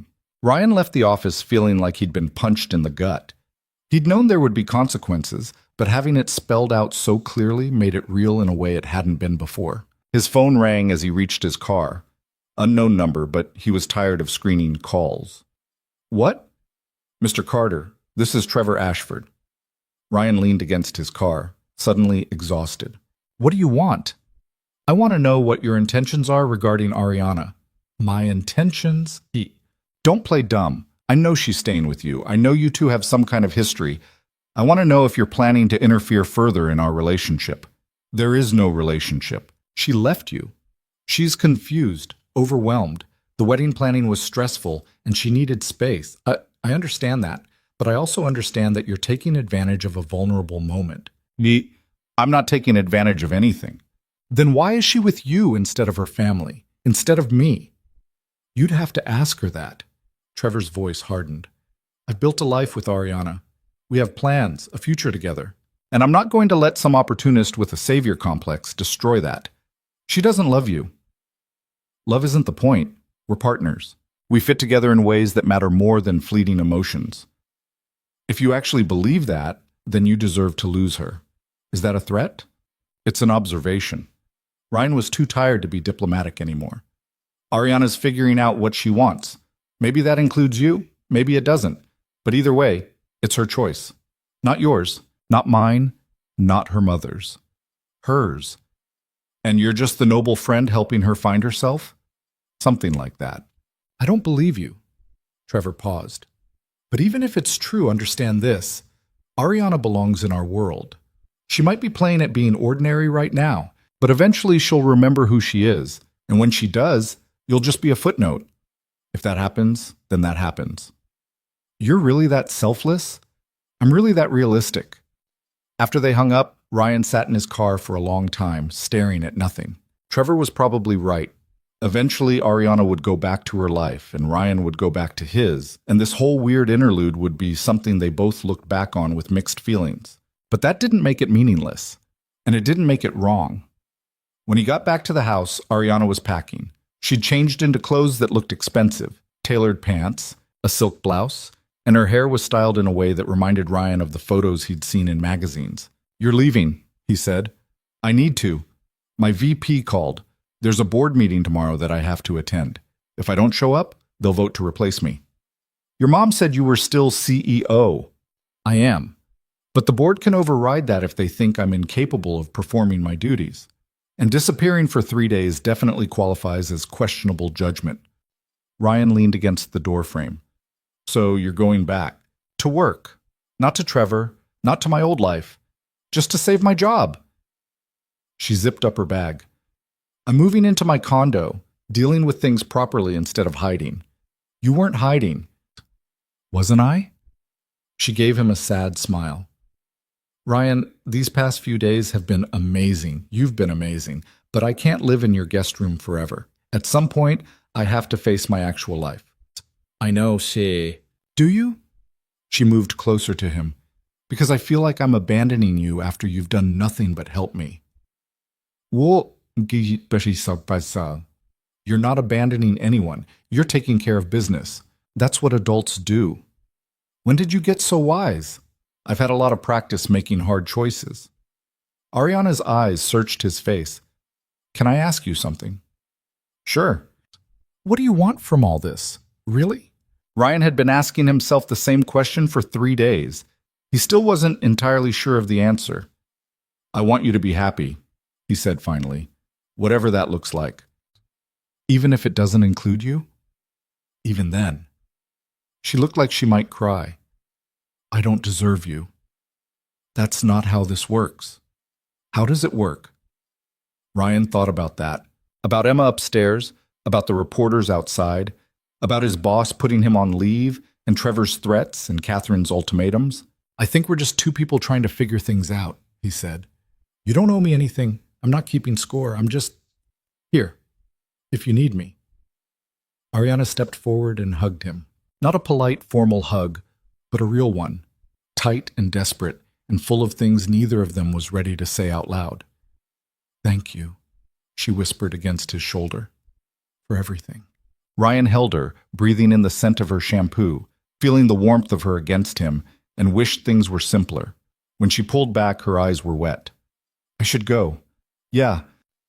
Marcus was waiting outside with the SUV. Ariana picked up her bag, then paused at the door.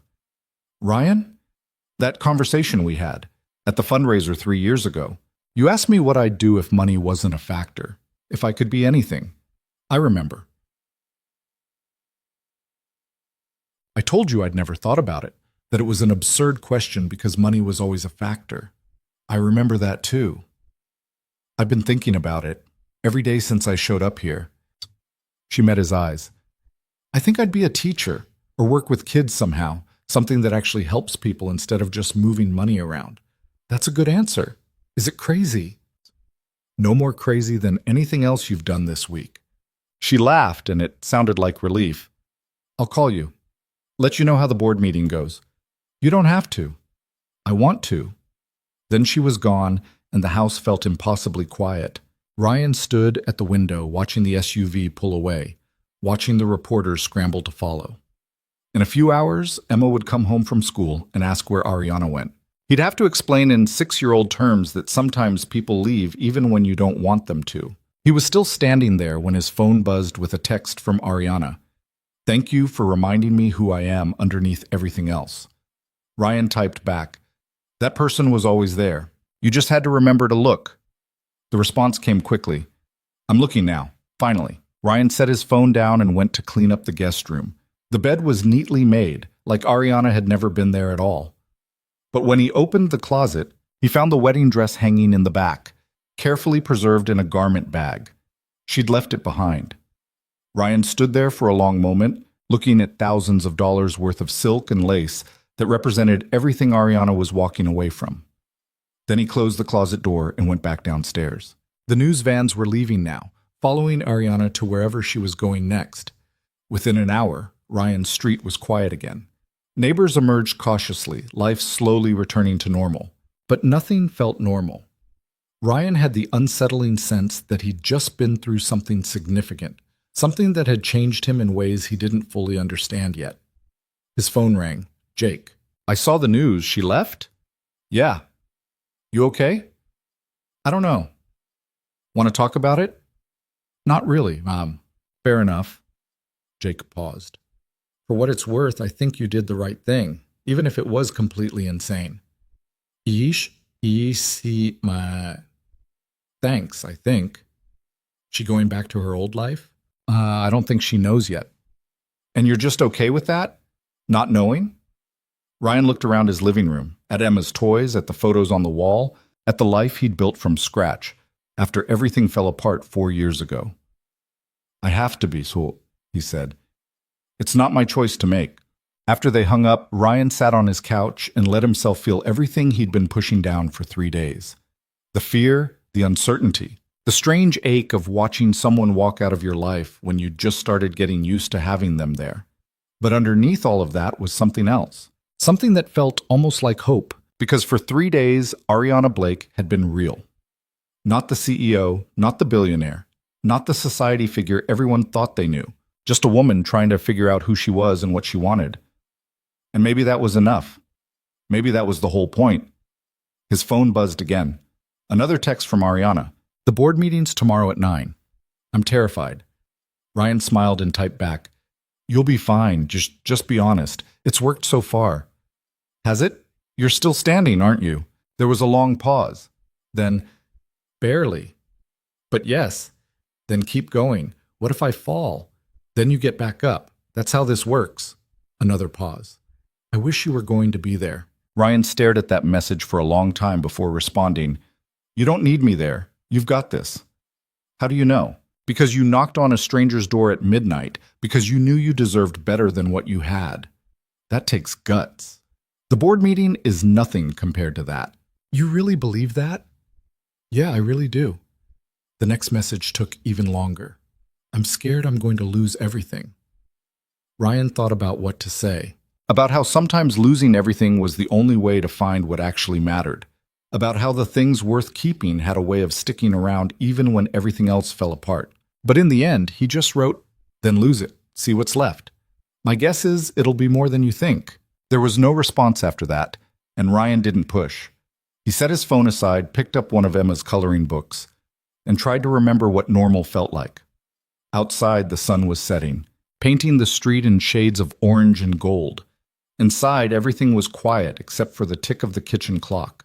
Tomorrow, Emma would ask questions he didn't have good answers for. Tomorrow, he'd have to figure out what to do with 2 weeks of unexpected leave. Tomorrow, Ariana would face her board and decide what kind of life she wanted to build. But tonight, Ryan just sat in his living room and let himself feel everything, the loss and the hope and the strange, aching certainty that something important had just happened, even if he couldn't quite name what it was. His phone buzzed one more time. "Ariana, thank you for being real. I didn't know how much I needed that until I found it." Ryan smiled and put the phone away without responding. Some things didn't need a response. Some things just needed to be felt and remembered and carried forward into whatever came next. And whatever came next, at least it would be honest. That was worth something. Maybe worth everything. The morning of the board meeting, Ryan woke to his phone buzzing at 7 a.m. A text from Ariana. "Can't sleep, can't eat. Pretty sure I'm going to throw up." He typed back while making coffee. Normal reaction to doing something terrifying. Breathe. Easy for you to say. You're not about to walk into a room full of people who think you've lost your mind. "No, I just got suspended from my job for harboring a runaway billionaire." Different kind of terrifying. There was a pause. Then, "You got suspended?" "Leave of absence, 2 weeks to get my life together." "Ryan, I'm so sorry. Not your fault, my choice. Still, I ruined your life." "My life's not ruined." "It's just complicated. There's a difference." Another pause, longer this time. "I have to go. Meeting's in an hour. Wish me luck." "You don't need luck. Just honesty. That's what terrifies me." Ryan set his phone down and went to wake Emma. She'd asked about Ariana last night, and he'd explained that sometimes people had to go handle their own problems. Emma had accepted this with surprising maturity, though she'd also asked if Ariana was coming back for pancakes sometime. Ryan hadn't known how to answer that. At school drop-off, Mrs. Patterson approached him again. "Mr. Carter, the principal would like to speak with you. Do you have a few minutes?" Ryan's stomach tightened. "Sure." Principal Davidson's office smelled like coffee and old books. She was in her 50s, kind but no nonsense, and she gestured for Ryan to sit. "I wanted to touch base about the media attention," she said carefully. "Several parents have expressed concern about reporters being in the neighborhood. We want to make sure Emma feels safe and supported." "She's fine. She doesn't even really understand what's happening." "Huss, I'm glad to hear that. But I also need to be clear that if the situation escalates, if reporters start approaching the school or other children, we'll need to take measures to protect our students." "What kind of measures?" "Nothing drastic, but we might need to ask you to use a different drop-off entrance or arrange for someone else to pick Emma up temporarily, just until things settle down." Ryan felt heat rise in his face. "You're saying my daughter's being punished because I helped someone?" "I'm saying we have a duty to all our students, and right now, your situation is creating disruption. The disruption is from reporters, not from me. I understand that, but reporters are here because of choices you made." Davidson's voice was gentle but firm. "I'm not judging those choices. I'm just trying to manage the impact." Ryan left the office feeling like he'd been slapped. Emma was already in her classroom, oblivious to the conversation that had just happened. He stood outside the school for a moment, watching other parents drop off their kids with easy smiles and casual waves. When had his life become so complicated? His phone rang. Unknown number, but he answered anyway. Mr. Carter, this is Daniel Wu from the Seattle Times. I'm writing a feature on Ariana Blake, and I'd love to get your perspective on... Ryan hung up. It rang again immediately. Different number. Ryan Carter, this is Michelle Torres with People magazine. We're prepared to offer significant compensation for an exclusive interview about your relationship with... He hung up again and turned off his phone. The walk home felt longer than usual. His street was quiet now, the news van's gone, but he could feel neighbors watching from windows. Carol from 3 houses down was getting her mail, and she quickly looked away when Ryan made eye contact. Inside, the house felt too quiet. Ryan had 2 weeks of unexpected free time and no idea what to do with it. He started cleaning, which was what he always did when he needed to think. He was vacuuming the living room when someone knocked on the door. Through the window, he could see Jake standing on the porch, holding 2 coffees. Peace offering, Jake said when Ryan opened the door. I was a jerk on the phone the other day. You were honest. Honest and jerk aren't mutually exclusive. Jake handed him one of the coffees and followed him inside. You look terrible. Thanks. I mean it. When's the last time you slept? I sleep. On the couch. While your guest room sat empty because a billionaire was using it. Jake sat in the armchair. She's really gone? Yeah. How do you feel about that? Ryan thought about the question. I don't know. Relieved, maybe? The pressure's off. Life can go back to normal. That's not an answer. It's the only answer I've got. Jake studied him over his coffee. You know what Mom said when she saw the news? I'm almost afraid to ask. She said you always had a savior complex, ever since we were kids. Always picking up stray cats, befriending the weird kid at school, taking in people who needed help. That's not a bad thing. It's not. Until it becomes a pattern where you care more about fixing other people than taking care of yourself. Jake leaned forward. I'm not saying helping Ariana was wrong. I'm saying you need to be honest about why you did it. I already told you why. You told me the noble version. Now tell me the real version. Ryan was quiet for a long moment. Then he said, She reminded me of myself after Sarah left. That feeling of having your entire life not fit anymore and not knowing how to fix it. And maybe I wanted to prove that it's possible to come out the other side okay. To prove it to her or to yourself? Ryan didn't answer.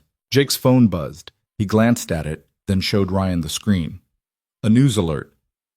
Blake Industries CEO faces board vote following wedding scandal. That's happening right now, Jake said. I know. You worried about her? Yeah.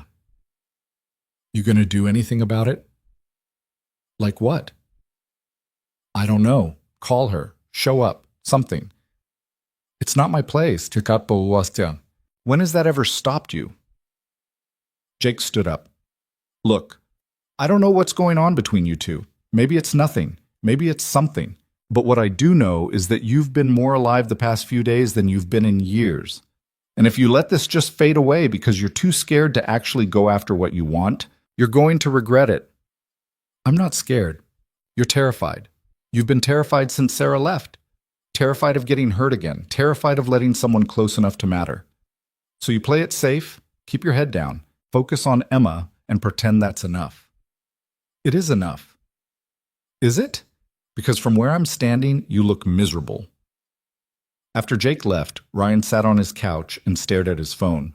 He wanted to turn it back on, wanted to see if Ariana had texted, but he was also afraid of what he might find. Finally, around 11, he powered it on. Immediately, it buzzed with missed calls and messages. Most were from reporters, but buried in there was one from Ariana, sent 45 minutes ago. They voted me out. Ryan's stomach dropped. He called her immediately, but it went to voicemail. He tried again, same result. Then a text came through. Can't talk right now, too many people around. Meet me? Where? She sent an address. A coffee shop downtown, the kind of place that catered to professionals on lunch breaks. Ryan hesitated for about 30 seconds before grabbing his keys. The drive took 20 minutes through midday traffic. He found parking 2 blocks away and walked to the coffee shop, scanning the space through the windows before going in. Ariana sat in the back corner wearing dark jeans and a simple sweater, her hair pulled back in a ponytail. She looked exhausted and somehow younger without all the corporate armor. Ryan slid into the seat across from her. What happened? Was exactly what I expected. The board voted 8-4 to remove me as CEO, effective immediately. Her voice was flat, like she was reading from a script. They cited erratic behavior, failure to maintain professional standards, and bringing negative attention to the company. My mother abstained from voting. I'm sorry. Don't be. I knew it was coming. She wrapped her hands around her coffee cup. The weird thing is, I feel relieved. I stood up there and told them the truth, that I'd been miserable for years, that I'd been going through the motions, that the wedding was just the breaking point. And instead of trying to convince them I deserved another chance, I just let it happen. What did they say? Not much. My VP looked disappointed. A couple board members seemed uncomfortable. Richard Ashford looked vindicated. She laughed without humor. He made sure to mention that I'd shown poor judgment in my personal associations. Pretty sure that was aimed at you. Probably. I defended you. Said you were the only person who'd been honest with me in years. That went over about as well as you'd expect. Ryan didn't know what to say to that. Ariana looked up at him. Your boss suspended you. Leave of absence. Because of me. Because of choices I made. Do you regret it? Ryan thought about that. About the past few days. About Emma asking about Ariana. About neighbors avoiding eye contact. About the principal's careful warnings. No, he said finally. I don't. Why not? Because some things are worth the complication, and Ariana's eyes were bright with unshed tears. They froze my access to company accounts, cut me off from everything except my personal savings and the trust fund my father left me. My mother called it tough love, said if I wanted to be independent, I should learn what that actually means. How much is in your personal savings? About 3 million. She saw his expression and added, I know, not exactly poverty, but it's not billions either. And the trust fund doesn't kick in until I'm 40 unless my mother releases it early, which she won't. So what are you going to do? I have no idea. She took a sip of coffee. I've never not known what came next. There was always a plan, always the next deal, the next acquisition, the next strategic move. And now there's just nothing. Nothing isn't always bad. Easy to say when you're not staring at it. I am staring at it. I have 2 weeks of forced leave and no idea if I'll still have a job after that. Emma's school is talking about special drop-off procedures. My neighbors think I've lost my mind. I'm staring at nothing too. Ariana managed a small smile. We're a mess. Yeah, we really are. They sat in silence for a moment. Then Ariana said, I talked to Trevor this morning before the board meeting. Ryan's chest tightened, but he kept his voice neutral. How'd that go? He wanted me to know that he still cares about me, that if I came back, apologized, we could make it work. The merger could still happen. I could probably get my position back. Everything could go back to the way it was supposed to be. What did you tell him? I told him no, that I wasn't coming back, wasn't apologizing, wasn't pretending anymore. She paused. He said I was throwing my life away over nothing. Do you think he's right? Part of me does. Part of me thinks everyone's right. My mother, the board, Trevor, that I'm just being stubborn and stupid and throwing away everything that matters. And the other part? The other part knows that if I go back now, I'll never have the courage to leave again. That I'll spend the rest of my life wondering what would have happened if I'd just been brave enough to choose differently. Ryan reached across the table and took her hand. Then be brave. I don't know how. You already are. You walked away from a billion-dollar company because it was making you miserable. That's about as brave as it gets. Or as stupid. Sometimes those are the same thing. Ariana laughed, and it sounded almost real. What am I supposed to do now? I've spent my entire adult life running Blake Industries. I don't know how to be anything else. So figure it out. You've got time. $3 million worth of time. That's more time than most people get. She squeezed his hand. Will you help me? Help you do what? Figure out what comes next. I know I'm asking a lot. I know you've already done more than anyone should have to, but I'm terrified of doing this alone. Ryan thought about Jake's words, about playing it safe, about being too scared to go after what he wanted. He thought about the past few days and how Ariana had somehow slipped into his life and made it feel fuller, more complicated, more real. Yeah, he said, I'll help you. Even though it might blow up your life even more? My life's already blown up. Might as well see where the pieces land. Ariana's phone buzzed. She glanced at it and her expression darkened. Trevor's giving an interview, live, right now. Ryan's phone buzzed too. A news alert. He opened it to find Trevor Ashford's face on screen, looking appropriately concerned and sympathetic. Ariana is going through a difficult time, Trevor was saying. I think the pressure of running a major company, combined with the stress of planning a wedding, became overwhelming. I hope she gets the help she needs. He's making it sound like I had a breakdown, Ariana said, her voice tight. On screen, Trevor continued. I still care deeply for Ariana. If she decides to seek treatment and address whatever issues she's facing, I'd be open to reconciliation. But right now, my priority is her health and well-being. Treatment, Ariana repeated. He's implying I'm unstable. Are you going to respond? I don't know. My publicist says engaging will just fuel the story, that I should stay quiet and let it die down. What do you want to do? Ariana watched Trevor's performance with an expression Ryan couldn't quite read. Then she stood up abruptly. I want to tell the truth. Ariana, I'm done letting other people control the narrative. I'm done being quiet and strategic in managing perceptions. She pulled out her phone. Where's the closest news station? You're serious. Completely. This could make everything worse, or it could make everything honest. She looked at him. You coming? Ryan thought about all the reasons this was a terrible idea, about how showing up on camera with Ariana would cement their connection in the public eye, would invite even more scrutiny, would probably make his already complicated situation completely untenable. Then he thought about Emma, orchestrating a wedding between a bear and a dinosaur because love is love. Yeah, he said, I'm coming. The local news station was in a converted office building 20 minutes away. Ariana walked in like she owned the place, which Ryan supposed she kind of did. Her family had probably donated to their annual fundraiser at some point. I'm Ariana Blake, she told the receptionist. I'd like to make a statement. The receptionist's eyes went wide. Within minutes, they were surrounded by producers and camera operators. The news director, a harried-looking woman named Sandra, appeared and ushered them into a studio. You want to do this live? Sandra asked. Yes. Ms. Blake, I should warn you that anything you say can and will be used by other outlets. There's no taking it back. I understand. They put Ariana in a chair across from one of their anchors, a young guy who looked thrilled and terrified in equal measure. Ryan stood off to the side, out of frame, but close enough to see her face. The anchor's name was David, and he started with softball questions. How are you feeling? What prompted the decision to cancel the wedding? Then he got bolder. Trevor Ashford suggested in his interview that you might be experiencing mental health issues. Would you like to address that? Ariana's expression hardened.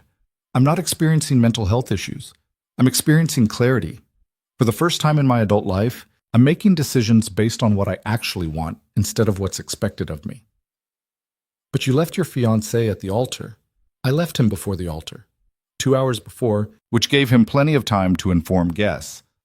Let's be accurate about that. Fair enough.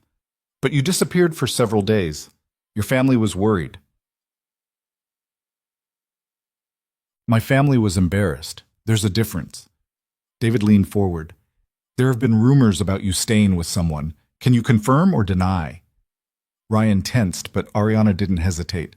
I stayed with a friend, someone who offered me a safe place when I needed one. This friend, is it Ryan Carter? Yes. And what's your relationship with him, Alan? He's someone who reminds me that there's more to life than business deals and strategic partnerships, that it's possible to build something real instead of something that just looks good from the outside. Are you romantically involved? Ariana paused. Ryan held his breath. That's not really the relevant question, she said finally.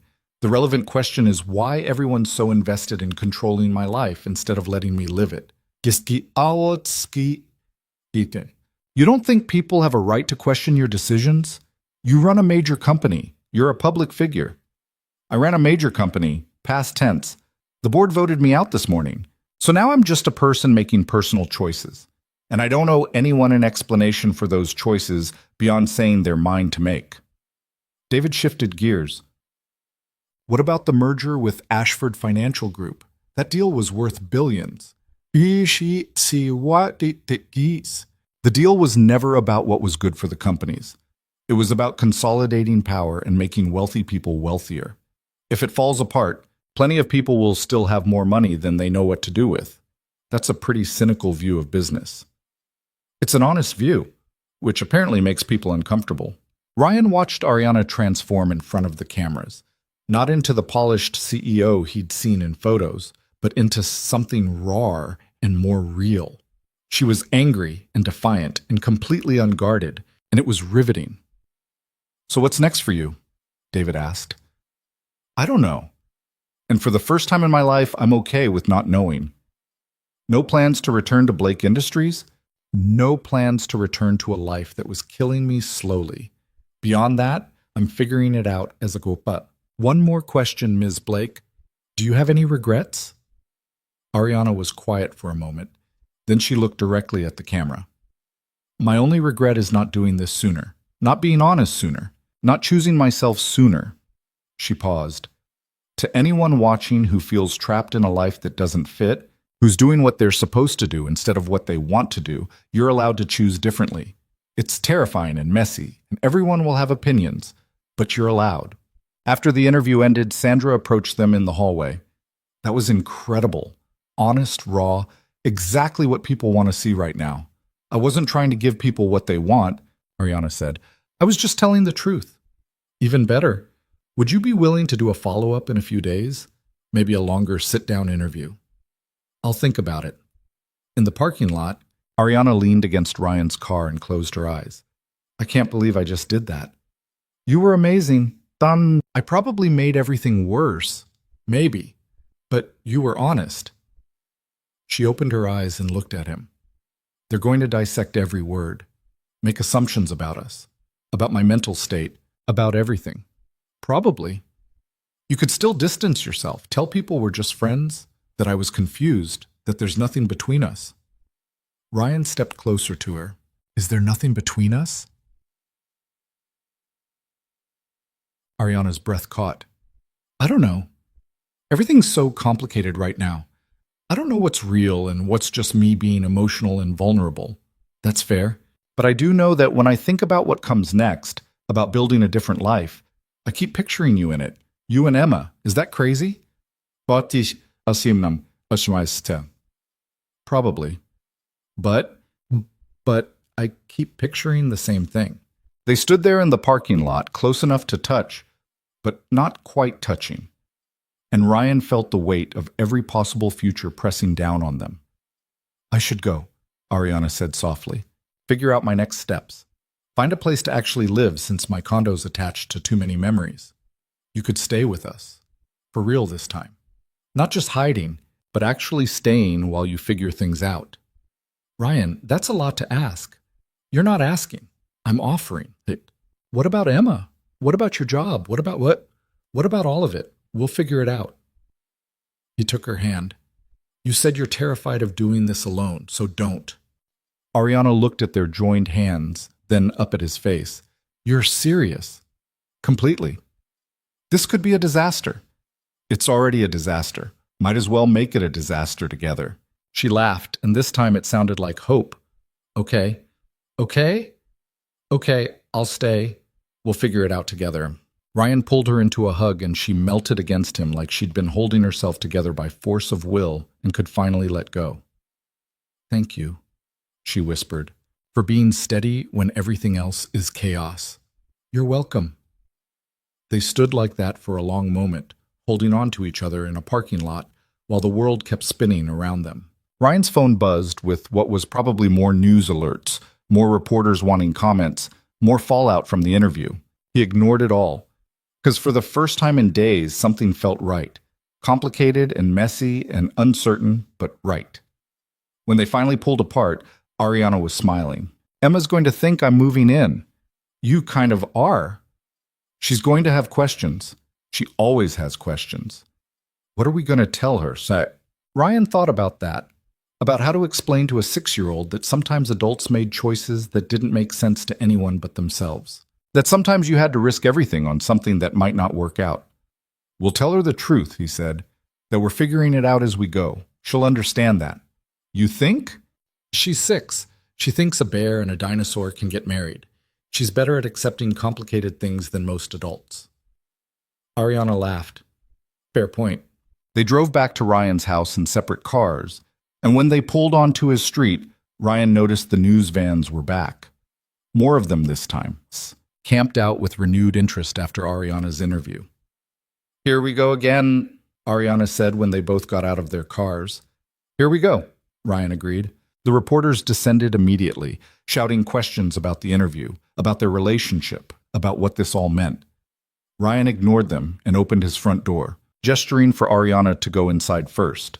As they crossed the threshold, Emma's voice rang out from upstairs. Daddy? Is that you? Yeah, Bug. And I brought someone with me. Emma appeared at the top of the stairs, saw Ariana, and her face lit up. You came back! I came back, Ariana confirmed. Are you staying for pancakes this time? I'm staying for more than pancakes. Emma ran down the stairs and launched herself at Ariana, who caught her with a surprised laugh. Ryan watched them. This woman who'd been running a billion-dollar empire a week ago, and his daughter, who still believed in magic and happy endings. Maybe Emma was onto something. Maybe happy endings weren't about everything working out perfectly. Maybe they were just about choosing to keep trying, keep being honest, keep showing up even when everything was falling apart. His phone buzzed again. Another news alert. He glanced at it. Trevor's interview, Ariana's response, speculation about their relationship, quotes from sources close to the family. Ryan turned off his phone and put it in a drawer. Whatever came next, they'd deal with it tomorrow. Tonight, he had pancakes to make. The first week was harder than either of them expected. Ariana moved her things into the guest room properly this time, which meant Ryan had to clear out the storage boxes he'd been ignoring for 2 years. Emma appointed herself tour guide, showing Ariana which drawer stuck, which floorboard creaked, and why the bathroom light flickered every third time you turned it on. Daddy says he'll fix it eventually, Emma explained seriously, but he's been saying that forever. Thanks for the vote of confidence, Bug, Ryan said from the doorway. The media attention didn't fade the way Ryan had hoped. If anything, Ariana's interview had intensified interest. Think pieces appeared analyzing her breakdown or celebrating her rebellion, depending on the outlet. Photos of Ryan's house circulated online with helpful arrows pointing to windows, speculating about which room Ariana slept in. A particularly aggressive reporter knocked on the door at 6 a.m, waking Emma, who stumbled downstairs in tears because she'd had a nightmare and the knocking scared her. Ryan answered the door in sweatpants and told the reporter exactly what he thought of people who terrorize 6-year-olds for a story. The interaction went viral by noon. You're a meme now, Ariana said, showing him her phone. Someone had captioned the screenshot, Single Dad Energy, and it had 70,000 likes. Great. That's exactly what I needed. But underneath the chaos, something was shifting. Ariana started looking at job listings, then realized she had no idea what she was qualified for outside of running a corporation. Ryan went back to work after his 2 weeks, and Tom made it clear his position was contingent on maintaining professional boundaries and not bringing personal drama to client events. They were figuring it out, but it wasn't pretty. Emma became the unexpected glue holding things together. She treated Ariana's presence as completely natural, drafting her into tea parties and demanding her opinion on whether purple or pink was the superior color. Ariana, who'd never spent significant time around children, approached each interaction with the same careful strategy she'd once applied to business deals. You're overthinking it, Ryan told her one evening after Emma had gone to bed. She's 6. She doesn't need you to be perfect. I don't know how to not overthink things. Then learn. It's not that simple. It kind of is. They were sitting in the living room, the space that had become their default meeting place after Emma's bedtime. Ariana had her laptop open, searching for apartments she couldn't quite bring herself to commit to. Ryan was reviewing project specs for work, trying to prove to Tom he could keep his personal life separate. I got an email from my mother today, Ariana said suddenly. Ryan looked up. What did it say? That she's disappointed but not surprised. That I've always been stubborn, and this is just another example of me refusing to see reason. Ariana's voice was tight. She also said the offer still stands. If I want to come back to Blake Industries, apologize, and resume my responsibilities, the board would consider reinstating me. What did you say? I haven't responded yet. Are you thinking about it? Ariana closed her laptop. Yes, and that terrifies me. Why? Because part of me still wants it. That life, that power, that sense of purpose. I spent 10 years building that company into something incredible. Walking away felt right in the moment. But now I'm living in your guest room searching for entry-level positions at nonprofits, and I wonder if I made a horrible mistake. Ryan set his work aside. Do you want to go back? Brown. I don't know. Maybe? Some days I miss it so much I can barely breathe. Other days I feel freer than I've felt in years. She looked at him. How do I know which feeling is real? Maybe they're both real. That's not helpful. No, but it's honest. Ryan moved to sit beside her on the couch. You can miss something and still know it was killing you. You can want something and still choose not to have it. Those things can exist at the same time. So what do I do? You sit with it. You feel both things, and eventually one will feel more true than the other. Ariana leaned against him, and Ryan put his arm around her shoulders. It had become natural over the past week, these small moments of physical comfort that didn't quite cross into romance, but weren't just friendship either. I hate not knowing, she said quietly. Most people hate not knowing. But you seem okay with it. I'm really not. I just hide it better. She laughed softly. You're full of surprises, Ryan Carter. His phone buzzed. A text from Jake. Mom wants to meet Ariana. Sunday dinner. No pressure. But she's going to keep asking until you say yes. Ryan showed Ariana the message. You up for meeting my family? Are they going to hate me? Probably not. They'll just have a lot of opinions. Sounds familiar. Sunday came faster than either of them was ready for. Ryan's mother lived 40 minutes away in a house that hadn't changed since Ryan was a kid. Same floral wallpaper, same photos on the mantle, same furniture arranged the same way it had been for 20 years. Linda Carter answered the door with the kind of smile that promised both warmth and interrogation. She hugged Ryan, then turned to Ariana with an assessing look. So you're the one causing all the fuss, Linda said. Mom, Ryan warned. I'm just stating facts. Come in, both of you. Jake's already here. The house smelled like pot roast and the vanilla candles Linda burned year-round. Jake was in the living room with his wife Nicole, who gave Ryan a sympathetic look that suggested she knew exactly how awkward this was about to be. Emma immediately ran to her grandmother, chattering about school and her latest art project and how Ariana had helped her build a fort in the living room that was even better than the last one. Ariana's living with us now, Emma announced proudly. In the guest room, Ryan clarified quickly. Linda's eyebrows rose. I see. Dinner was exactly as uncomfortable as Ryan had anticipated. Linda asked polite questions that weren't really polite. About Ariana's family, her job situation, her intentions regarding Ryan. Ariana handled it with the same composure she'd shown in boardrooms, but Ryan could see the tension in her shoulders. I'm not trying to pry, Linda said after her fifth pointed question. I'm just trying to understand. My son is a good man with a daughter to think about. I need to know he's not being taken advantage of. Mom, Jake said, maybe dial it back a little. I'm just being honest. You're being judgmental, Nicole said quietly. There's a difference. Linda looked offended. I have a right to be concerned. Yeah, of course you do, Ariana said, her voice calm. And for what it's worth, I think the same thing every day. that I'm disrupting Ryan's life, putting Emma in an uncomfortable position, and being selfish by staying when I could go somewhere else. Linda seemed taken aback by the honesty. Then why do you stay? Because Ryan asked me to. And because I don't want to face what comes next alone. Ariana met Linda's eyes. I'm not using your son. I'm just trying to figure out who I am outside of the life I was supposed to live. And he's been kind enough to give me space to do that. The table was quiet for a moment. Then Linda said, That's a fair answer. Thank you. Doesn't mean I'm not worried. I'd be worried too if I were you. And something in Linda's expression softened slightly. You really walked away from billions of dollars? I did. That's either very brave or very stupid. Probably both. Linda actually smiled at that. Well, at least you're honest about it.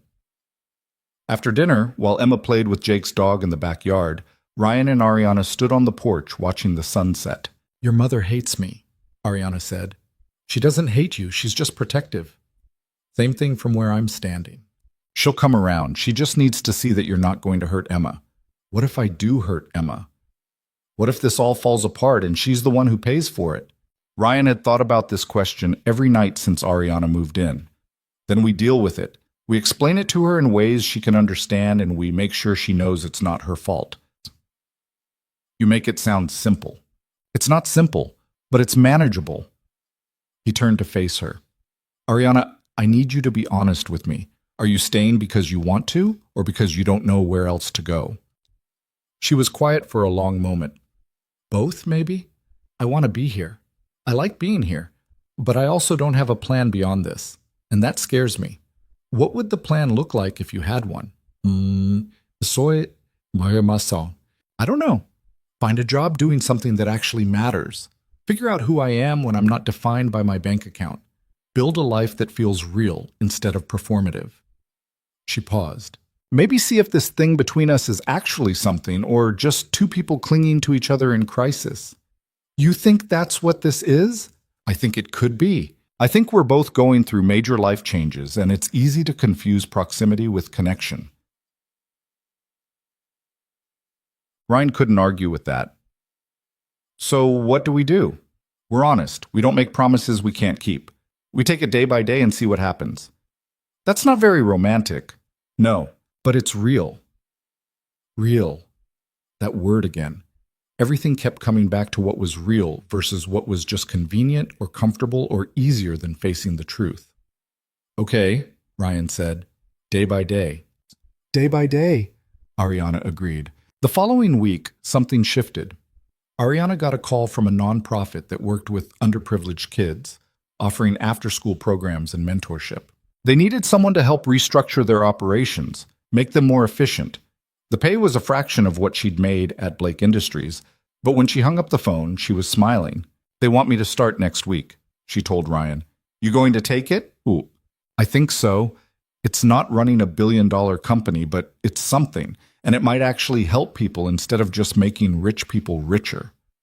Ryan hugged her, and she held on tight. I'm proud of you. It's just a job. It's a choice. That's more important. Emma had her own opinion when she heard the news. Does that mean you're staying forever? I don't know about forever, Ariana said carefully. But I'm staying for now, Sec. Good. Because you promised to help me with my science project and Daddy's terrible at building things. I'm standing right here, Ryan protested. It's true though, Daddy, you are. 3 months passed in a blur of new routines and hard conversations. Ariana started her job and discovered she was good at it in different ways than she'd been good at corporate strategy. Ryan got off probation at work after proving he could keep his personal life from interfering with client relationships. Emma adjusted to having Ariana around with the easy acceptance of children who haven't learned to overcomplicate things yet. But underneath the surface, tension was building. Ariana still lived in the guest room, still hadn't fully committed to making this arrangement permanent. Ryan hadn't pushed the conversation about what they were to each other, both of them dancing around the obvious question nobody wanted to answer. It came to a head on a Thursday evening in late spring. Emma was at a sleepover, leaving Ryan and Ariana alone in the house for the first time in weeks. They ordered pizza and opened a bottle of wine, and for a while it felt easy and comfortable. Then Ariana said, I found an apartment. Ryan's stomach dropped. When? Last week. It's a one-bedroom downtown near my office. The lease starts next month. You're moving out. I have to eventually, Ryan. I can't live in your guest room forever. Why not? Because that's not sustainable. Because Emma's getting attached and we still don't know what we're doing. Because she stopped, took a breath. Because I need to know I can stand on my own before I can figure out what I actually want.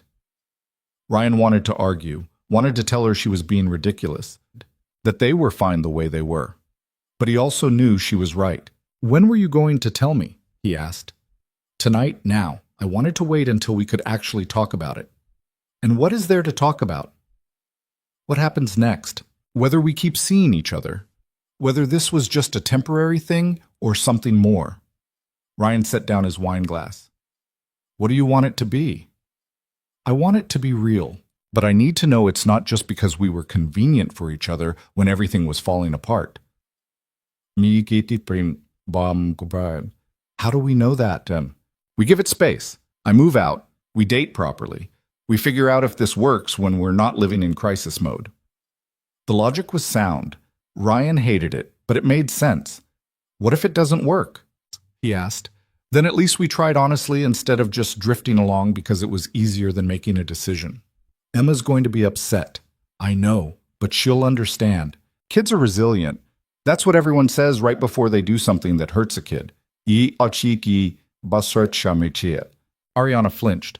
That's not fair. Maybe not, but it's true. Ryan stood up, paced to the window.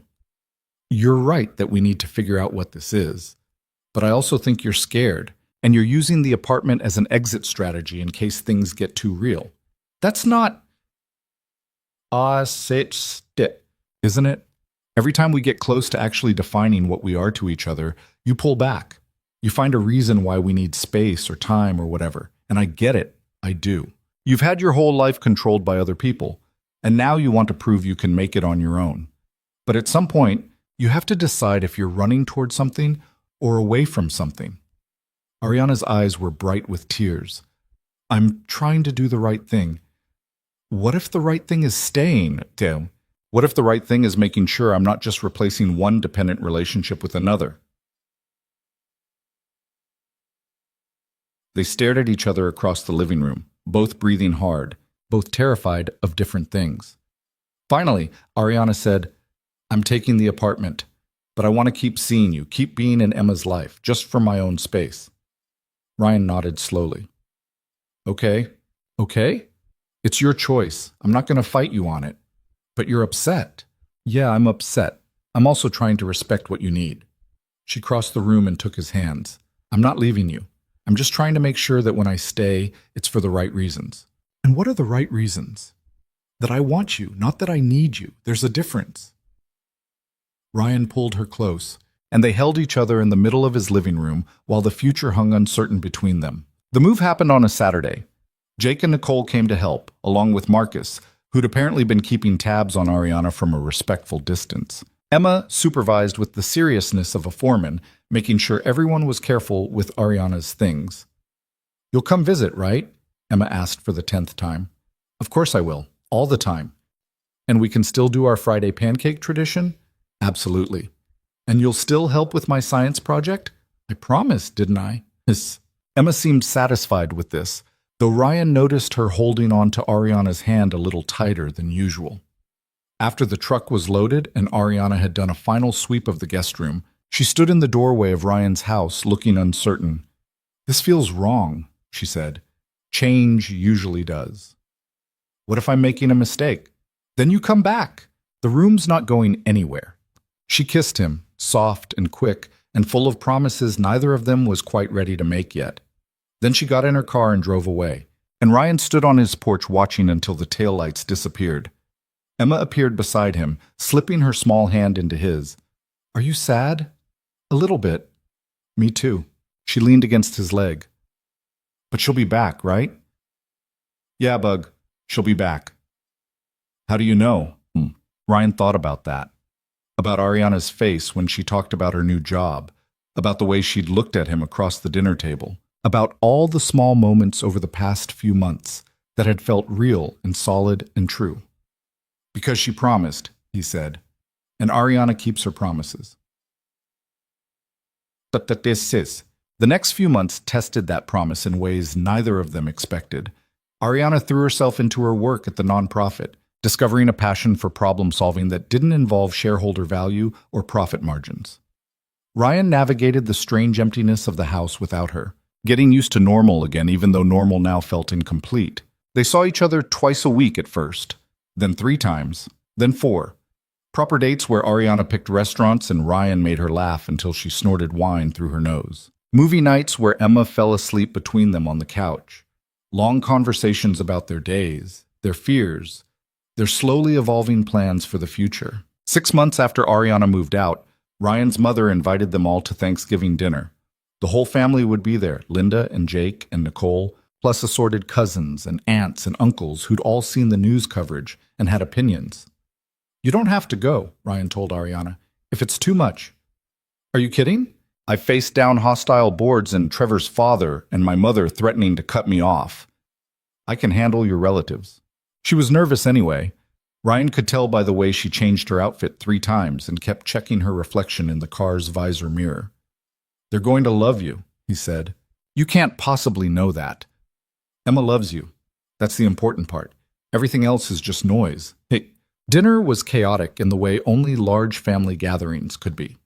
Emma proudly introduced Ariana to everyone as my dad's girlfriend, which prompted knowing looks and whispered conversations. Linda had clearly warned everyone to be on their best behavior, which meant the interrogation was polite but thorough. Ryan's Aunt Carol asked what Ariana did for a living now. His cousin Mark asked if she missed being rich. His Uncle Steve made a joke about sugar mamas that fell completely flat. But through it all, Ariana held her own. She talked about her work with genuine enthusiasm. She laughed at the family stories and asked follow-up questions and helped Linda in the kitchen without being asked. By the end of the night, even the most skeptical relatives seemed won over. She's good for you, Linda told Ryan while they were doing dishes. I wasn't sure at first, but I see it now. See what? And the way you look at each other. It's real. She handed him a plate to dry. Your father and I had that. It's rare. Don't take it for granted. Later, driving home with Emma asleep in the back seat, Ariana said, your family's nice. They can be overwhelming. In a good way. They care about each other. That's something. Your family doesn't care about you. They care about the version of me that does what they want. That's not the same thing. Ryan reached over and took her hand. For what it's worth, I care about the actual you, whoever that turns out to be. She squeezed his hand. I know. That's why I keep coming back. Christmas came and went. New Year's, Emma's 7th birthday. Through it all, Ryan and Ariana built something careful and deliberate. Not the desperate clinging of 2 people in crisis, but the steady foundation of 2 people choosing each other day after day. Almost a year to the day after Ariana had knocked on Ryan's door at midnight, she showed up at the house with a strange expression on her face. What's wrong? Ryan asked immediately. Nothing's wrong. I need to tell you something. Emma was at her friend Zoe's house for the afternoon, leaving them alone. Ariana sat on the couch, twisting her hands together nervously. My mother called, she said. She wants to meet. Actually meet. Not just exchange terse text messages. What did she say? That she's been watching what I've been doing with the nonprofit. That she's impressed with the work, with how I've rebuilt my life. Ariana's voice shook slightly. She apologized, Ryan, for trying to control me, for not listening, for making me feel like I had to choose between having her support and living my own life. That's good, right? It's terrifying. I spent so long being angry at her, using that anger to fuel my independence. If she's actually changing, actually trying to understand, then I have to figure out how to forgive her. And I don't know if I can. You don't have to decide right now. She also said she's setting up a foundation. For educational programs and youth development, she wants me to run it. Ryan's chest tightened. That's a big opportunity. It is. It would mean working with my family again, but on my terms this time. Doing something that actually matters instead of just making money. She looked at him. I told her I'd think about it. What's holding you back? The same thing that always holds me back. Fear that I'll fall into old patterns, that I'll lose myself again trying to please her. Do you think that would happen? Ariana was quiet for a long moment. A year ago, definitely. Now? I don't know. I'm different now, stronger, more sure of who I am and what I want. And what do you want? She met his eyes. I want to do work that matters. I want to have a relationship with my mother that's honest instead of performative. I want to keep building this life we've created. Those things aren't mutually exclusive, well, aren't they? Taking that job would mean more responsibility, more pressure, less time for Friday pancakes and movie nights and all the normal things I've learned to love. So we adjust. We figure it out. Ryan moved to sit beside her. Ariana, you spent a year proving to yourself that you could make it on your own. You did that. Now you get to decide what comes next, and that can include both the foundation and this life. You don't have to choose. What if I'm not good at balancing it? Then you'll learn, the same way you learned everything else.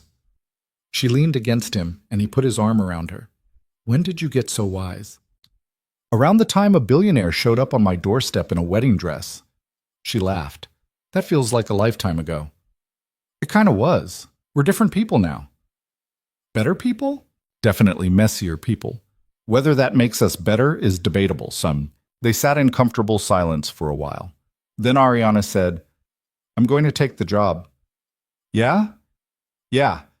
But I'm setting boundaries this time. Work-life balance. Protected time for the things that matter. All of it. Good. And I think it's time to stop calling this my own space and actually acknowledge what it is.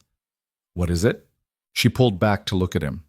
I've been keeping my apartment as a safety net, a place to run if things got too hard. But I don't need that anymore. I don't want that anymore. Ryan's heart was pounding. What are you saying? I'm saying my lease is up next month, and I'm saying I don't want to renew it. Ariana, I want to be here with you and Emma, not as someone temporarily crashing in the guest room, but as someone who actually belongs here. If that's something you want too.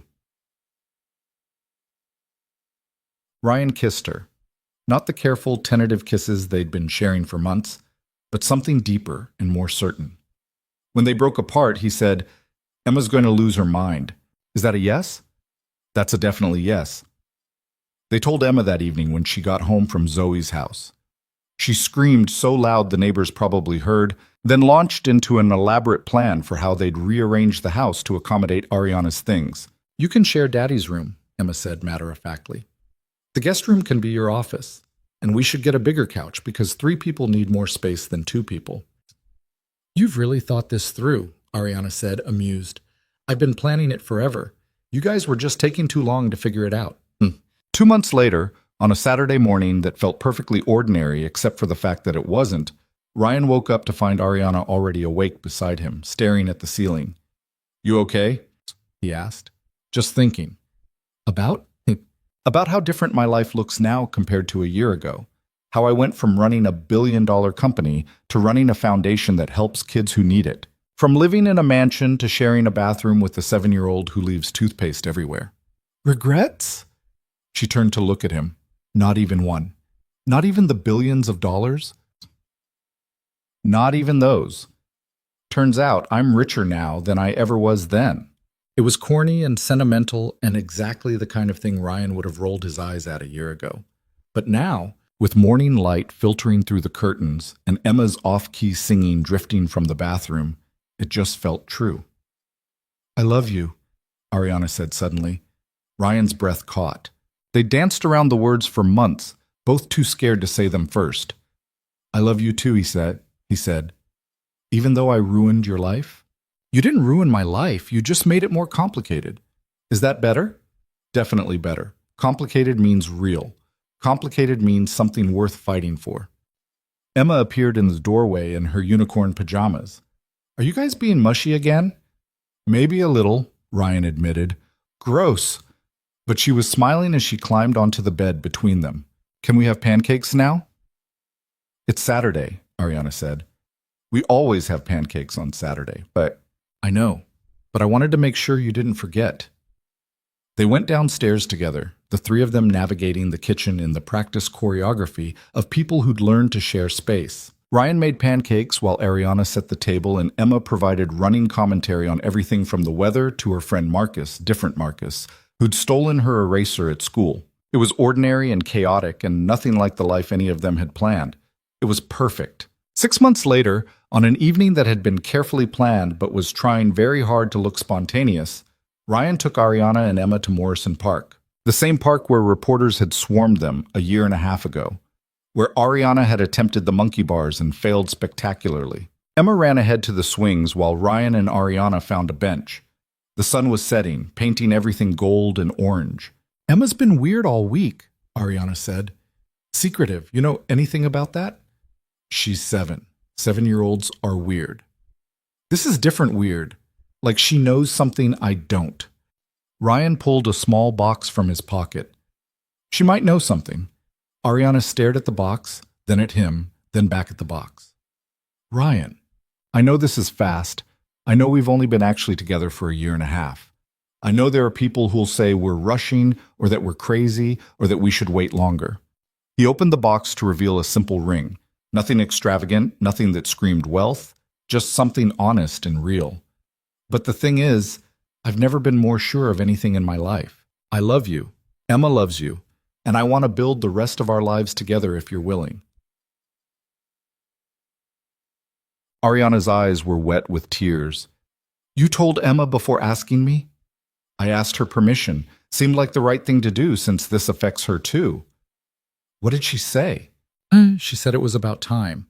Also that I should get you a ring with a purple stone because purple's your favorite color, but I explained that's not traditional." "So what spied by Nchisatsakin?" "Purple is my favorite color." "I know, but—" Ariana kissed him, which he took as a yes. When they broke apart, she was laughing and crying at the same time. "Yes," she said. "Obviously yes."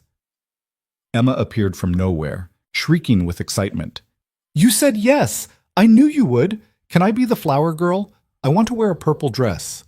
And can we have chocolate cake?" "I hate regular wedding cake." "We can have whatever kind of cake you want," Ariana said, pulling Emma into the hug.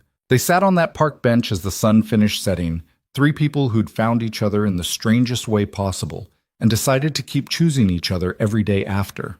The wedding happened 6 months later on a Saturday morning in Ryan's backyard. Nothing like the elaborate production Ariana had walked away from. Just close friends and family and Emma in her purple flower girl dress.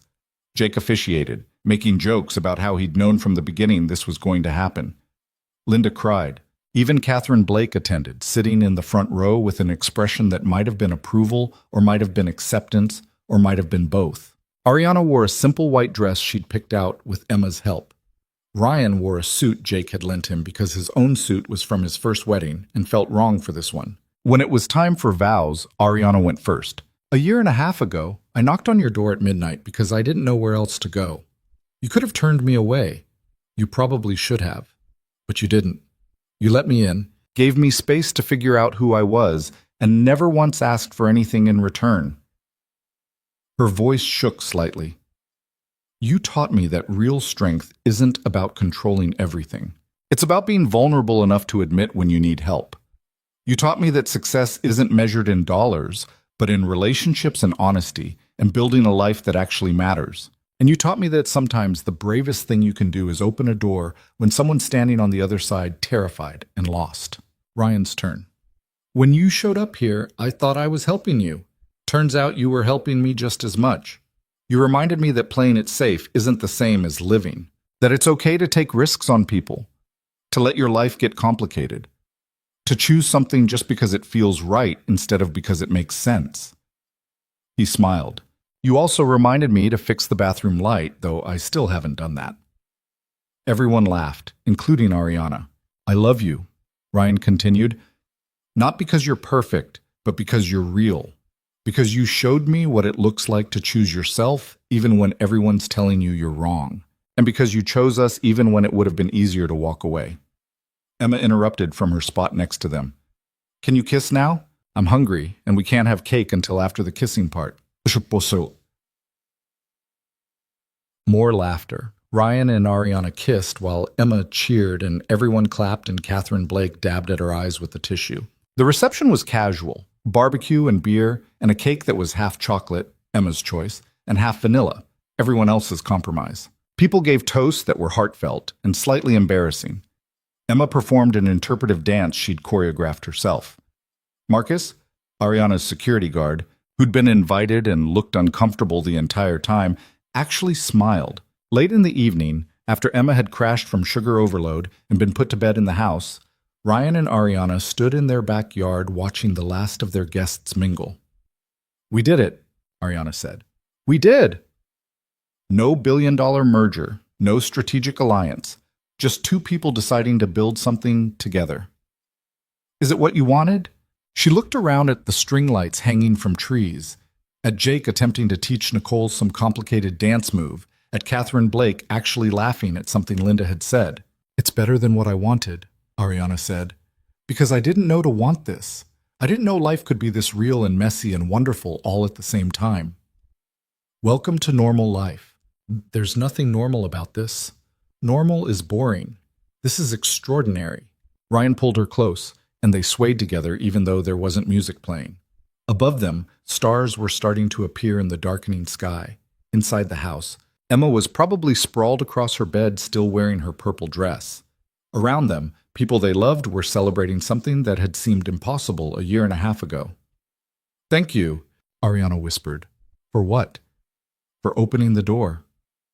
"Thank you for knocking." They stayed like that for a long time, holding each other in the backyard of the modest house that had become their home. Neither of them knew exactly what came next.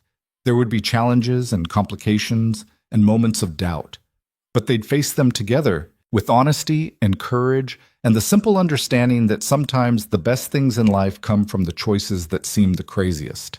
Ariana had walked away from billions of dollars and a life of power to find something more valuable, a life that was actually hers, a family built on choice rather than obligation, love that was messy and real and completely worth fighting for.